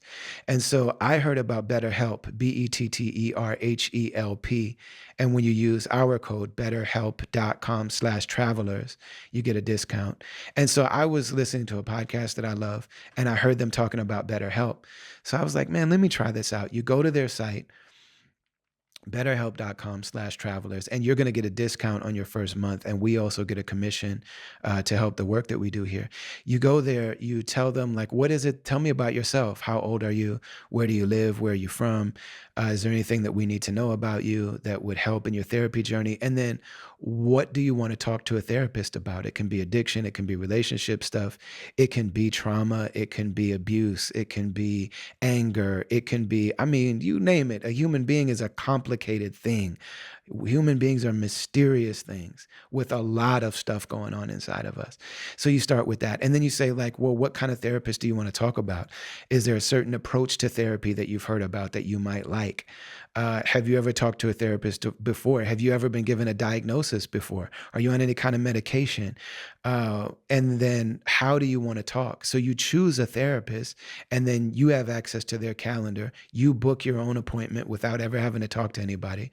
And then you can start communicating with them right away. And once you start talking, if it's a match made in heaven, then dope. If it's not, after a few sessions, I've had people that I was talking to that I was like, man, this person is really wise. They're great. They're trained. They're licensed. If they had a podcast, I'd listen to it, but they're not listening to me the way that they're not tailoring this to me. And I'm here to be served. Like I'm paying my money, I'm taking my time out. I'm here for Ali's therapy, not just to hear your program. So I switched, and it's like no hard feelings, no questions asked. These people are professionals. It's no extra charge. And I started that same week with a new therapist, and it was somebody that I felt like was a little better. So I've been through a couple of therapists on BetterHelp, and it's a beautiful thing. So go to betterhelp.com/travelers. Like I said, you get a discount, we get a commission. You're supporting the work here. You're supporting you living your best life and being your best self. And you're also part of this community. And we're very grateful to be in partnership with betterhelp.com. We've been rocking from day one on the Travelers Podcast with Zakat Foundation. ZAKAT is the pillar in Islam where Muslims give back and share what we've been blessed to have. And Zakat Foundation isn't a Muslim-led organization, but they don't only help Muslims, and they don't use their work to proselytize. And so often when these things come up in the world, these big calamities, whether it's the earthquake in Syria and Turkey, whether it's the situation that popped off in Ukraine, and now this absolute nightmare that's happening in Gaza and Philistine and Palestine, over and over and over again. Before being so connected with the Zakat Foundation, I remember like when stuff happened, a tsunami or a flood or earthquake, I would be scrambling to try to figure out like what can I do? Do I even have a little bit of money that I can share with these people that I'm just seeing this footage of them suffering? But how do I know which organization to give to? Who can you trust? How do you know that the aid is actually going to reach the people? I haven't had extensive relationships with any of these orgs, but the one that I've worked with the closest is the Zakat Foundation. And I know what their philosophy is. I know what their intention is. I know the way that they seek to work with people on the ground and let them be in the driver's seat. And a lot of these places, they're already on the ground. And so, Zakat Foundation was already doing tremendous humanitarian work in Palestine. And so for them to be mobilized in this moment is a lot harder though, because it's blocked. Like the humanitarian aid is intentionally being blocked. The people's water has been blocked, their food has been blocked, their gas has been blocked, their electricity has been cut. I mean, it's all of the basic essentials of life. There have been times where, their telecommunications and their Wi-Fi have gone out. It's really very difficult to get aid in there right now. But Zakat Foundation is working day and night trying to get whatever they can, into Gaza and into the country to be able to just serve the basic needs of people. And they have incredible work that they do all over the world. They got a orphan program, they've got meals programs, and they, like I said, they don't only help Muslims, and they don't use that work to proselytize. That's just not the idea. And so the Ukraine, for example, is a place that doesn't have a good history with Muslims. But when the Ukrainians were suffering, the Zakat Foundation stood up and said, "We don't care what our political relationship with these people has been. They're being oppressed and they need humanitarian aid. These are human beings that need clothing and shelter and water and food and first aid." And so they sent that there. So that's the type of organization they are, and we're very grateful to be working with them. Go to Zakat US on social media. You can follow their work. If you go to Zakat, ZAKAT.org, you can tap in and find a project on there that makes sense to you, and just put something on it and know that for as much as people are working on trying to get this aid to the people that need it the most, Zakat Foundation is right there on the front lines. We're grateful to be rocking with them.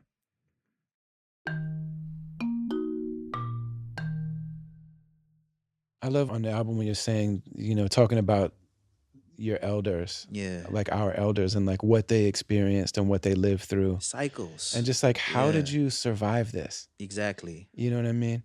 Yeah. Because like those are also prescriptions and roadmaps for Yeah. resistance and resilience. And sometimes we forget, and sometimes I forget.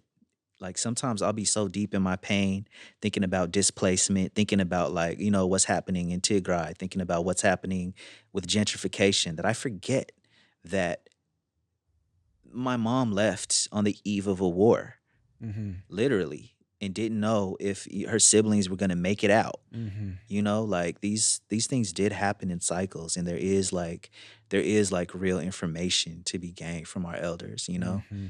and how the trauma of that displacement is something that lives in my body, through my whole life, you know. Yeah, yeah, it's really deep. It's really deep. We got we got a lot of work to do. I'm chuckling because that's a chorus from an earlier song that I wrote back in the Oh, okay. day. Yeah.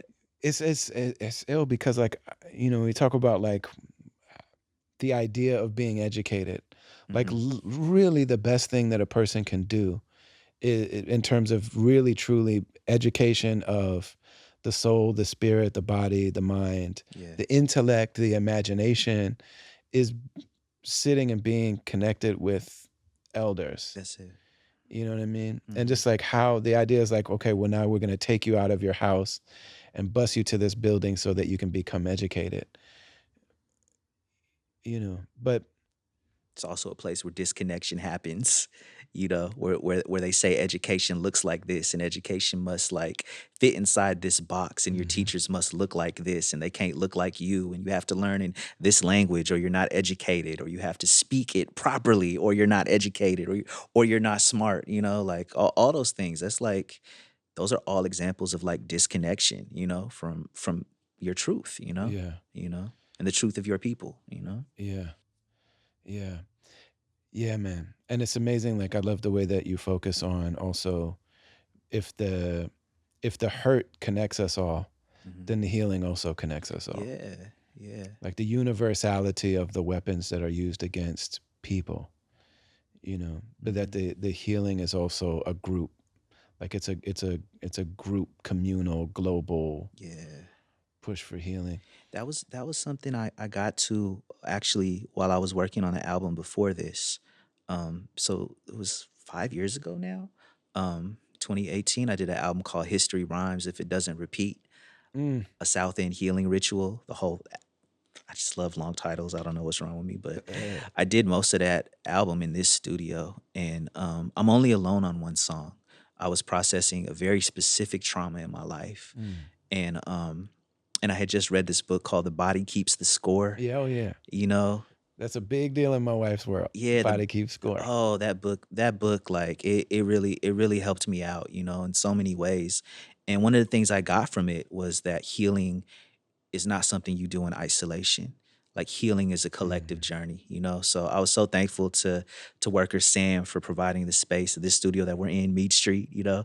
Um, I did this one song where I delved into this trauma that I had been working through and living with for some years, and once I was able to write that song honestly, and it's one of those songs where like I wrote probably 8 or 9 different versions of it before I actually like got to it, you know? Mhm. Um, Everything from there was like I wasn't alone on any other song on that album. Mm. And yeah, that album was a trip. Like every single person on the record, like I played that song for them first and we had a conversation about it and then we went in. So I do feel like this album is kind of a continuation of that. It's Yeah. just like more traumas happened since that affected so many of us. And yeah, yeah, with 2020, with the pandemic, with all these different wars, with displacement, with gentrification, with police brutality, like we all went through.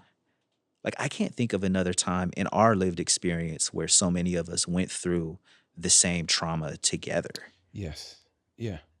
It's really deep. Globally. Globally. Yeah, Amir Suleiman said Yeah.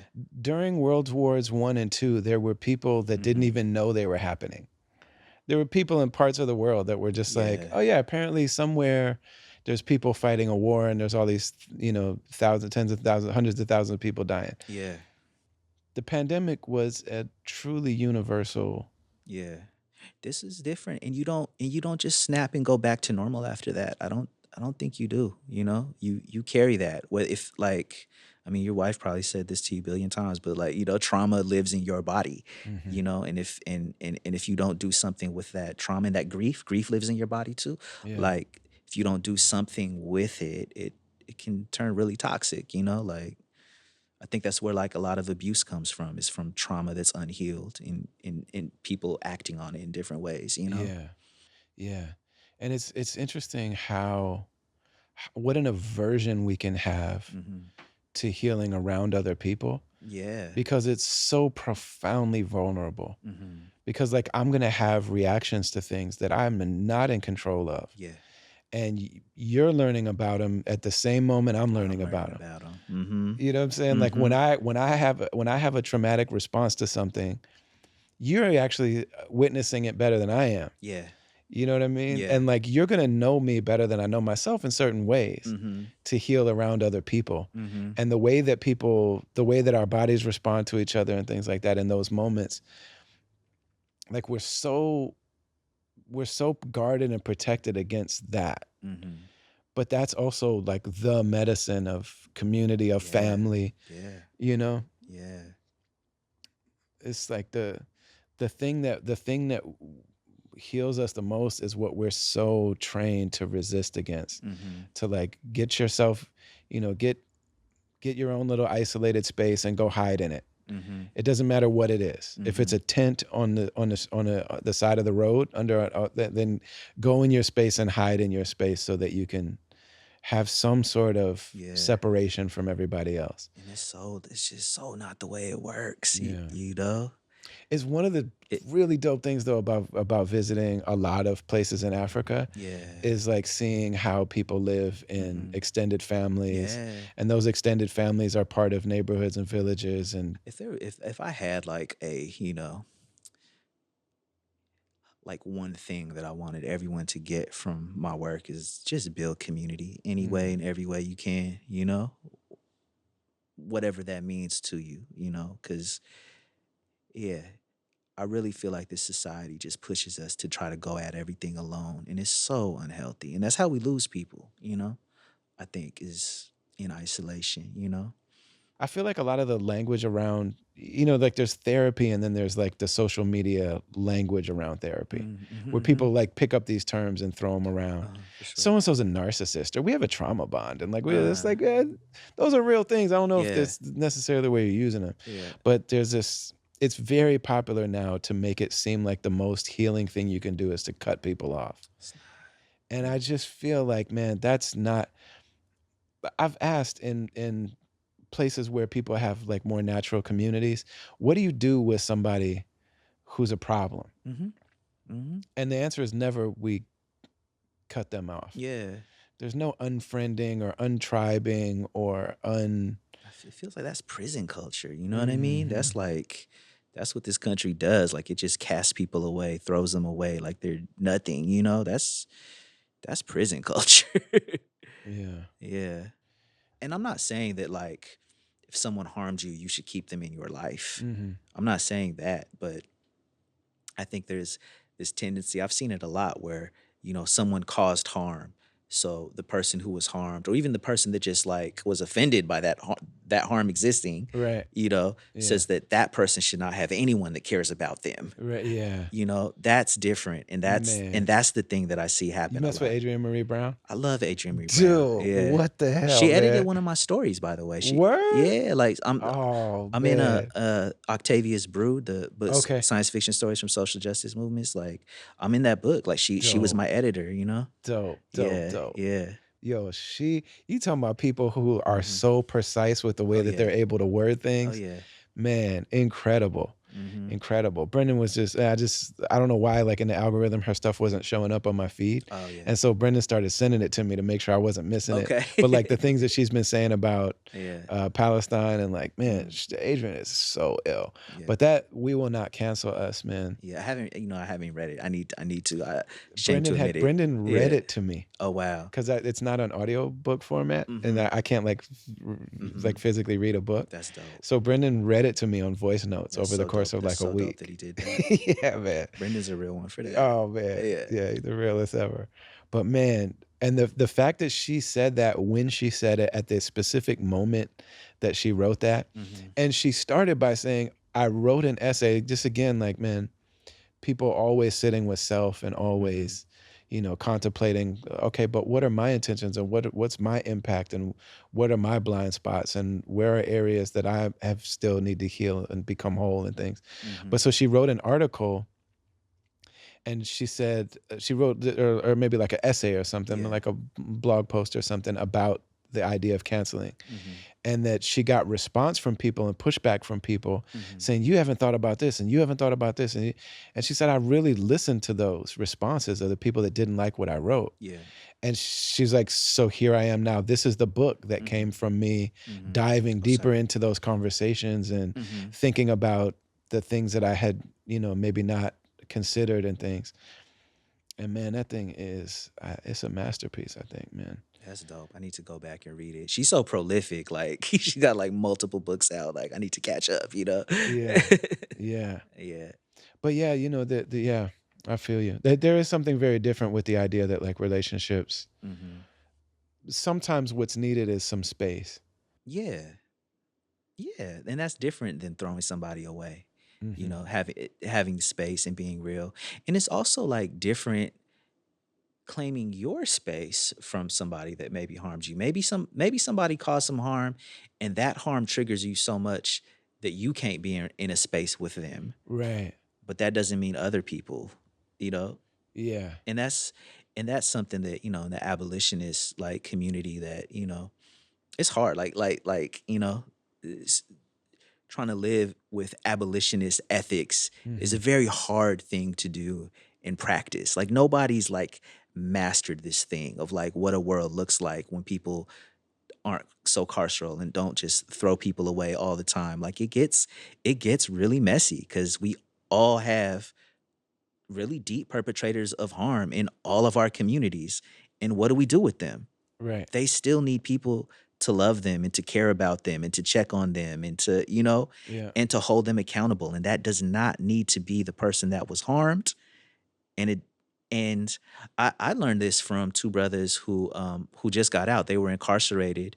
And there's this amazing organization here in Seattle called API Chaya Mhm. that works with survivors of uh, domestic violence, intimate partner abuse, and they do. a lot of work with people that are incarcerated as well, Mm, who want to heal the harm that they've been involved with and have caused, because the prison system does nothing to of heal course. people, but there are people that are incarcerated that actually want to heal. Of So where do they course. go? Yeah. You know what I mean? And there's different projects around the country that, like, Richie Reseda is another one in LA who's doing like men's book clubs around bell hooks to break down patriarchy inside of prison. API Chai has a similar group, and I met these two brothers and they said, like, if you're in that situation, like, where you want to be in community with someone who's perpetrated harm and you want to help hold them accountable, you actually can't judge them while you're holding them accountable. And that was something that was like, wow, because I was in a situation where I had like a lot of deep resentment towards somebody. I was Mm. I was asked to facilitate a situation, Ah, you know, and I had deep resentment towards the person who caused this harm, but people in my community were asking me to hold them accountable, and I learned that I just wasn't the person that could do it, right. because I wasn't going to any conversation without judging the person, Yeah. and that's not how a real authentic, conversation can happen. So I don't know. I say that to say I don't even know how we got on this subject. I know we were talking about home, but all this happens in homes, right? Yeah. Like, all of this is a part of Yeah. home. Yeah. You know, um, yeah. It takes a big network of people. I think it takes, and no one person can be everything for everyone. You know what I mean? But how do you show up in the relationships that you are in? And yeah, yeah. I don't know. I just know we need each other. Hmm. I know we all need each other. One of the things that like indigenous, natural Mm, human beings that live in communities do mm-hmm. is like absorb all this ugliness and give back beauty. Hmm. It's one of the things I just see over and over and Mm, over again. mhm, mhm, We have a teacher in the Gambia in West Africa, mm, and he's a very simple person, and he's always just like, why all these people always think I'm a teacher? It's mm. like, we see him as this like spiritual master. Right. And all these people ask all these different questions, and he was just like, let's just hear all the questions first. And so it was like, Sheikh Mohammed, what do we do about this problem? And what do we do about that problem? And what do we do about this? And what do we do about? And he was like, oh, wow. He said, the answer for all your questions, all these different questions, is just one answer. You have to forgive everybody. Wow. And I mean, it was just all of this like really heavy stuff. Mhm, You have to forgive everybody, and you have to love everybody, and you have to serve everybody. And he said to be like an apple tree. He's like, if you mm, throw rock at an apple tree, it throws you apples back. mm. You know what I mean? Yeah. And people might hear phrases like that and they're like, oh, whatever, that's a cliche and it's corny and whatever. Back to Mhm, the whole corny thing. mhm, It's corny until you try to really do it, until you mhm, try to be about that. You know what I mean? mhm, mhm, Um, and it's just one of the things that we see over and over and over again with people who have been given the worst of what the human condition has to offer and give back beauty. mm, And in your album, I don't hear any bitterness. mm. I don't even hear anger. Damn, I don't hear any resentment. I don't hear any hatred for anybody. that's tight. I hear nothing but like, these are the lessons. Mm, This is the healing. These are the solutions we're seeking. wow. This is what I hear pain. Yeah, I'm like, there's hurt No, on there's this a album. lot of pain. There's hurt. No, it's pain Yeah. shot all up and through everything. But there's a difference between Yeah, pain yeah, and yeah, bitterness. yeah. I There's a see lot what of you mean. pain, I but see it's what you like mean. sweet. Yeah. It's sweet pain. It's healing. Resma talks about Uh, clean pain and dirty pain. Interesting. Okay. So Resma says that like when we avoid our pain, Right. we start getting the dirty pain, I get which is that. like that's when we start abusing people. Right. That's when we start having addictions. That's Right. dirty pain. Right. Clean pain is to like really sit and be with our pain and be with what we're really experiencing, and you Mhm. know what I mean? And he also says like there are times to like expose ourselves to it, and then we can take a break from it. Mhm. Like rest is part of work, you know what I mean? Yeah. But I don't hear any bitterness in anything on that that record. I'm glad. I'm glad. There's one situation in particular where I still have feelings about it. You know what I mean? I don't know if I don't think I'm bitter, but yeah, the some family joint, you know. Mm, Yeah, that one. That one doesn't feel finished. It doesn't feel healed yet. You know. mm, Yeah, I'm still in that one a little bit. yeah. Yeah. It's beautiful to hear you say that. Yeah. I was playing. So Dr. Rami Neshashibi is somebody you should know. Okay. He's the one that actually he's the one that actually connected us with the Tigray people in Ethiopia while Mm. that was happening. Oh wow. And he's a Palestinian brother who grew up on the south side of Chicago. Mm. And he runs an organization called Iman, Inner City Muslim Action I've Network. heard I've heard of this org. Yeah. Man, he's an amazing person. Dope. He and so he's Palestinian, grew up in a black community, Mm-hmm. and does really incredible work. He actually was leading a the first annual, inshallah, Black Palestinian tour Mm. while that was happening, where he took all of these like Mm. interfaith people from the Black American community to visit the Black people in Palestine. Oh, was this with like with Dream Hampton and like I don't and think Dream was on it. Jasiri X and No, this they were there in this past October. oh Like there's there when everything popped off, they oh were there, wow. There and was me and my another wife were oh supposed to be there. oh wow, No, okay. I think I know about the one you're talking There about. was this one there was one like 7 years ago or something. Yeah, Okay. yeah, that's just Syrian Dream and them were. Yeah. Yeah, I just thought about Dream when you mentioned The Satisfaction. Oh yeah. She did that video for them. That was so Queens. dope. Absolutely, man. Love to Dream Hampton. Yeah, man. Yeah. Yeah, I really want to talk to her about surviving R. Kelly, Whew. because that's such a like she's somebody that like that's an approach. Mm-hmm. You know what I mean? Mm-hmm. That like man, I and the response that she got for that is Yeah. She had to leave her house, man. yeah. Yeah, it was deep. It was deep. Yeah, it's interesting. Like I knew I had close proximity to a community leader Mm-hmm. that we found out was harming people. Right. And this was an extremely charismatic person that everybody had so much fun around and all this kind of stuff. Mm-hmm. And it's really difficult to be Mm-hmm. the person saying, "Yeah, but Mm-hmm. what about the people that have been hurt?" Yeah.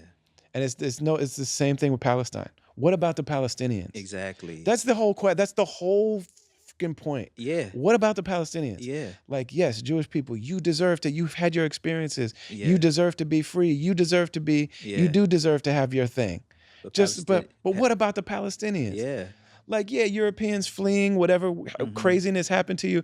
Resma always says, why do they say I'm gonna go medieval on you? He said, Resma says, everything white bodies did to non-white bodies here They did. was done to them by other white bodies in Europe. That's where they learned it. It's so deep too because you see how hard the Irish like Oh people are going for man. Palestine Oh, dude. because they see themselves in it. They're like Yes. we survived something like this too. Yes, they did. You know? Yes, they did. Yeah. Yeah. And I mean, and they had people that were like, okay, we're just gonna go blow stuff up. Mm-hmm. Nobody hears us. Nobody when we protest, nobody hears us. Yeah. When we work together, when we do coalitions, when we negotiate, when we try to tell, when we try to talk. In 75 years, you don't think Palestinian people have tried We everything? tried everything under the sun. They've tried everything, and they live in an apartheid state, and people don't respect their voices. So yes, there are going to be some people. There's going to be a Nat Turner that's There's like, you gonna know be some- what? there's gonna be some violence when you inflict this. When you subject people to daily violence, 75, you live in an apartheid state. You Yeah. you are in here. Yes. You can't get out.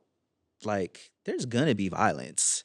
And the people that accuse other people of violence are the most violent people in the history of human beings. Mm-hmm. Like there's been more like since this idea of whiteness, there's been more mass murder, Yeah. than there's been in the entire human history before it. Mm-hmm. Like who invented all these nuclear weapons? Who Yeah. who focused the majority of scientific and technological advance into killing other people in such broad scale? Like nobody else did that. I know. And so there's just the whole question, okay, what about the First Nations people? Right. Okay, what about the children of enslaved Africans? That's right. Okay, what about the poor? Okay, but what you build this whole beautiful thing. Okay, but what about the people who can't walk up those steps? Right. Nobody likes when you say that. Right. Like, you are hated for saying, but what about so and so? Yeah. You know what I mean? Yeah. Brother, this time period, like this is one of the time periods where I feel like nothing's the same after this. You know what I mean? Like I keep saying like this is a profoundly Yeah. impactful thing on our entire generation and I'm going to remember Mhm. who spoke up. Yes. Like my heart has just grown for the people that have used their voices and their platforms at personal cost and I'm going to remember Yeah. the people that didn't. Like, I already loved Amanda Seales. Like, that's I've known her for a Yo, long time. That's my buddy. she goes so And hard. it's My love so for Amanda Seals. dude, through the roof. 100%. Yeah. Through the roof. Because it makes me feel like these are people that will fight for me. Yes. Like if I was in the middle of this, Yes. these are the people that will fight for me. Yeah. They're showing who they are, you know? She's shining, Saul is shining. Saul I Williams. mean, Mark Lamont Hill's been talking about this. Like, he already lost, He lost a job he and, lost a job. still that book. I need to read that book too. He co-wrote a book called "Except for Palestine." Yeah. The title. Yeah. I mean, that's basically the message of your song. Yeah. Yeah. Yeah. Yeah.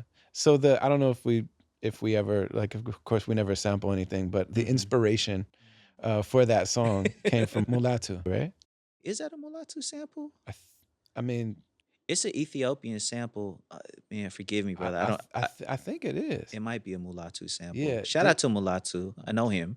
Okay. You Yeah, said the first time you performed, he was in the front row. crazy. Oh, did I say that on this album? I Yeah. did, huh? Yeah. Yeah. No, I could tell that story. So it's kind of deep. So I got to go to Ethiopia for the first time in my life when I was 30 years old. I'm 42 now. So this is like 2011. Um, and I got to go through music. And I had this big fear of going to Ethiopia for the first time, being from America, not being fluent in Amharic. I don't speak the language fluently. I'm mixed.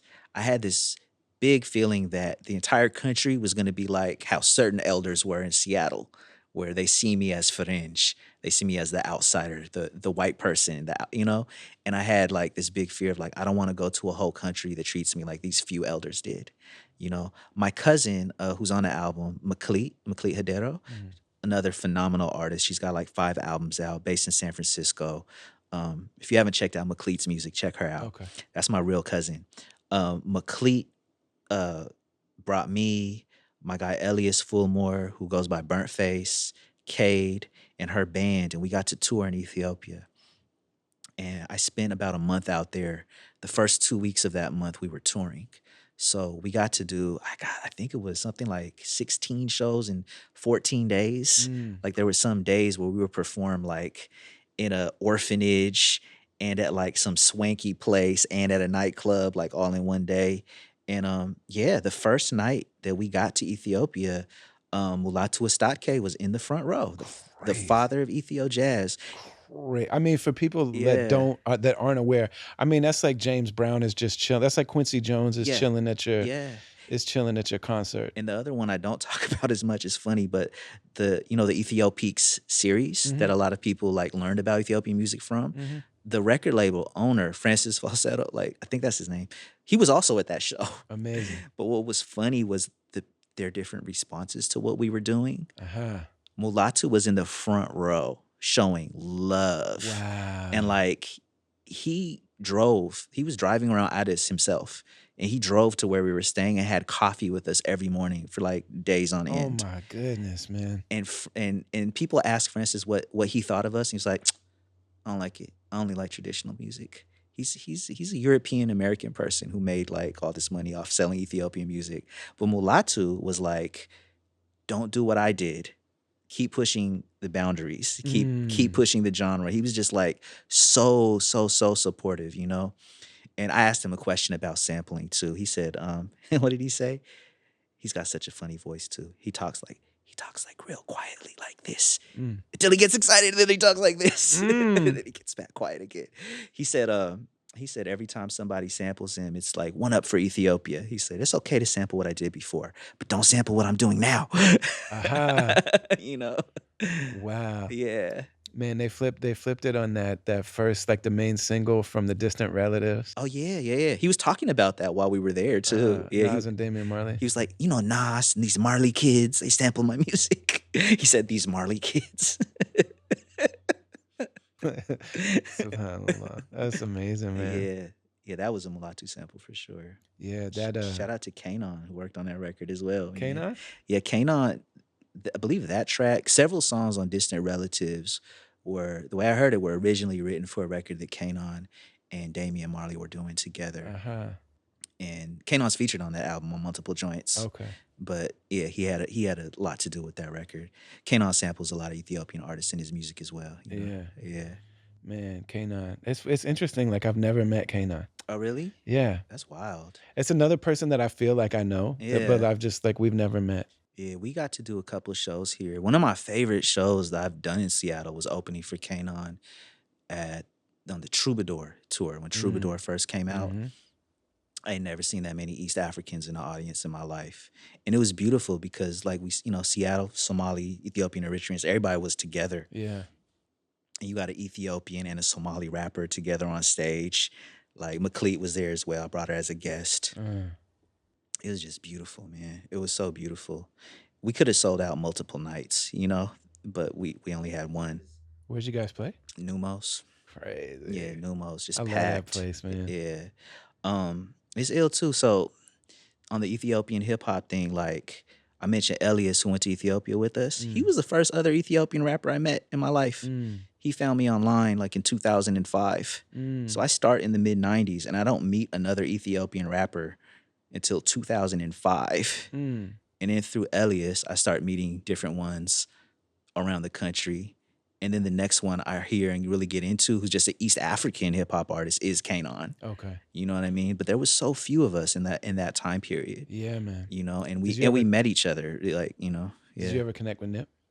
I never got to meet Nipsey, man. Nah, I wish. And I always wondered too. I was like, I wonder if Nip knew about us, like, cause he was, I wouldn't be surprised. I yeah, would almost like you have to. yeah. I know he came out here and he connected with John. He Yeah. did some interviews with John Moore when rest in peace, man, when he was on Cube. But yeah, I never got to meet Nipsey, man. And Jake worked with him. That's right. Jake worked with Nip as well, man.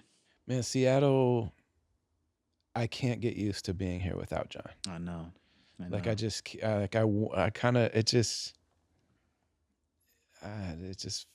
like he was this city to me. Yeah. I met him the first time I came here. I was with him every time I ever came. Yeah. I mean, John for me was like, and Erica White as well, Mm. Upendu's mother, Kailia from Beyond Reality, Mm. when they were together in the late 90s, like they were the first to really give my generation a space to do all ages hip hop shows.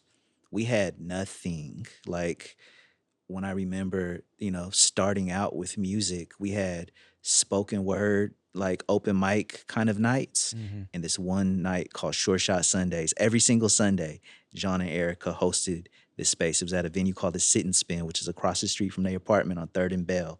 And I went to that thing religiously. I remember I started like, they taught me so much without telling me they were teaching me, Mhm. because they saw how committed I was, that they Mm. started asking me like, why don't you come early and help us carry these turntables? Or Erica would like drive to where I was during the week to make sure I have flyers or to, like they just kind of took me under their wing and taught me so much, man. Like I will forever be indebted to John and Erica for everything they put into me and into our generation. Mm. Yeah. Yeah, man. John had lived an amazing life. Yeah. He had his hands in so many different things, and really, I think had a great understanding, but of how to merge all of the different things that people were doing. He Hmm. saw what people were doing business wise and Yeah. in art and culture, and even within the different genres and forms of art, that like this is all part of the same movement. Hmm. And he was really good at being able to bridge gaps and to reach out to people. He also argued with everybody, like Yeah. anybody that was close Oh with yeah. John. Like you would go through a period where you weren't talking, and then you get back cool again. I did. But for me it wasn't even me and John never had a fight. I it's so funny. I'm ashamed of it now, but I think it's okay to talk about because it's just one of those things growing up. But I was mad at him when he stopped rapping, Mm, and I held a grudge against him because he wasn't rapping anymore, and I don't even know why. I was young, Source of Labor to me was like, that was his group when he was rapping, yeah. and they had just released their album with Subverse, and Mhm. they were like, I wanted to be like them. Like to me, like my idea of success when I was younger was to get to where Source of Labor is. Right. And when he stopped, I felt like, I think looking back at it, I was like, oh, does this mean I'm not going to have a shot now? I'm not going to have a chance. Like I'm going to get to a spot and I have to stop too. Like I think Yeah. those things were in my head without me even being able to put voice to it. And I remember just being mad at him that he stopped making music. And it took me some years to realize that was dumb. But I And get look it and though. look and look at the impact that he's had since with mentoring and managing, like you name it, coming from Seattle, Washington. Like he opened up like arguably like way more doors for people once he hung up the mic Yeah. than he when he was on the mic. And that ended up like having such a big impact on me. And I remember like in the days of Twitter before it got all like, red haired and toxic, um um he said very simply, he was like, he said invest in your life outside of hip hop and watch your life inside of hip hop improve. Mm, And when he said that, it was like, because I saw him do that in his life, and I took those words to heart, and I was like, all right, bet. Let me see what else I can do instead of just being a rapper. Let me see how I can, you know, invest in younger artists. Let me see how I can work behind the scenes. Let me see how I can help lift culture and lift all of our people up from mhm. behind, whether people acknowledge it or not. And that's also something I learned from John. You know what I Yeah. mean? Like yeah, amazing, man. Amazing. What a loss. Thank you for making On Light. Like thank you for doing that video and dedicating it to him. Like when I think of the time when John passed, like your video is forever a part of my memory of that Mm. time. So It's weird, man, like, when we were working when you how, like, when you're working on a video, mhm. there's a lot of, like anytime you're working on art, you're, like, focused on these little finite details and everything, Mhm. and I was not seeing things the same way as the guy that was directing it at the time, Okay. Okay. and so, we were just having that kind of back and forth or whatever, and then I remember when I was like, "Alright, let me zoom out and watch the whole thing," and I had forgotten Mm. like, I knew the whole time, I was like, "We're gonna shoot this in Washington, it's gonna be dedicated to John," because what this song is about is really connected to what he was saying, that Mhm. the spiritual, the community work, the political work, the business work, like, the activists, the business people, the entrepreneurs, the artists of all genres, Yeah. the teachers, like, we are all part of the same community and movement, and we need each other, and, like, the way that he really, like, embodied that, Mhm. that I was like, "Man, this is what this is." But the first time that I ever sat there and watched it all the way to the end, Yeah. like, I knew it was coming, and it was weird because the first time it came like, I didn't want it to come up on the screen. Almost like when I Mm. watched the Malcolm X movie, Yeah. I'm always like, "Maybe if I don't watch the rest of the movie, they won't kill him." Mhm. You know what I mean? Mhm. But I was like, "Man," and when that part hit, it's like, man, And his sister dancing through the yeah, video, Jen Moore dancing, is like that part is really deep to me too. yeah. I was with Jen at all these nights that I'm talking about at Sure Shot. Like we're very close to the same age, so like a lot of my memories of John, like she's in those memories too.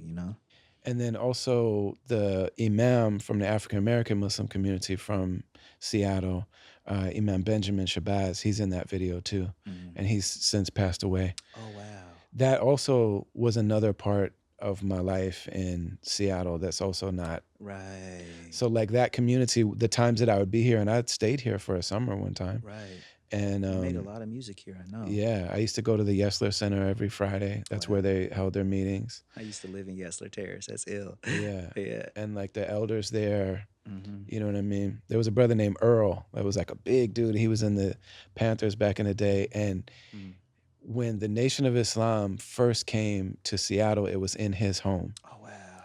And they actually at that time, the Nation of Islam used to have this big red flag that looks like the Turkish flag, Uh-huh. but it says FJ, uh, Freedom, Justice, Equality, Islam. So Uh-huh. FJEI. And then they had this big thing that was like, who will win the Battle of Armageddon and all this stuff. Mm, That was painted in the basement of the home that he lived in during that time. mm, And he told me that they sold that home to a Jewish family who left that in the basement just mm, because they were like, this is history. So they mm, didn't paint over it. mm. You know what I mean? That's beautiful. But yeah, Brother Earl since then passed away. Dang. Wow. Um, like yeah, several of the elders, man. We You lost know, so many. yeah. And so those were kind of like Mm-hmm. Brother Imam Benjamin was another one. I mean, he came to all our shows. Wow. Um, he was in that video. He was a big James Brown fan. Mm-hmm. Mm-hmm. And so he used to always tell me like, yeah, there's this moment where James. Did this and it reminded me of what you did. Oh, that's ill. So yeah, so like when somebody like Dave from De La or like I Mm-hmm. was just thinking about the fact that like man, Biz Markie Yeah. died Yeah. and there's nobody to replace them. No. No. Like there's not another Dave, there's not another Irreplaceable. John Moore, there's not another Biz Markie, Irreplaceable. there's not another Not another gift to Gab, you oh know? man, Gab, yeah, Yeah. man. Yeah. I think about him in this record too, because his voice is on the record and Yeah. the vitamin beat reminds me of Gab too. Yeah. Yeah, Zombie, Zombie. Yeah. Idea. Idea was the one that made sure that everyone that was Mm, connected with Rhymesayers knew about Freestyle Fellowship I love it. and knew about, I mean, he was really on some like, these are the greatest rappers ever. I love it. So like, Yeah. you know what I'm saying? So I mean, he met like I already knew about Yeah. their stuff. Like I had I really love the boundaries. Blessed Allah that I found the key. Like when Absolutely. that came out, I was like, man, this is ill. Yeah. But he was like, no, the whole crew, you got to know all of them. You I got to know love how it. dope they are. I love it. And we would go there and he would just play us like hours of recordings and Mhm. VHS tapes and all this stuff from The Good Life. And Yeah. yeah, man. That's so dope. That's so dope. But yeah, man, these people pass and it's like, Yeah.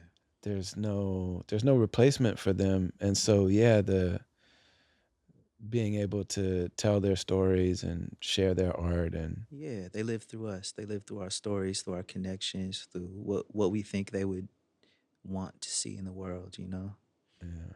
Become these beacons for us. When you say the funerals are for the living on the Yeah, album, those yeah. are like did you record those at the funeral? Like there are people No. talking or the No. So that ceremonial drives, that's the voice you hear is my friend Rahwa. That's her. oh, That's the person the song is about.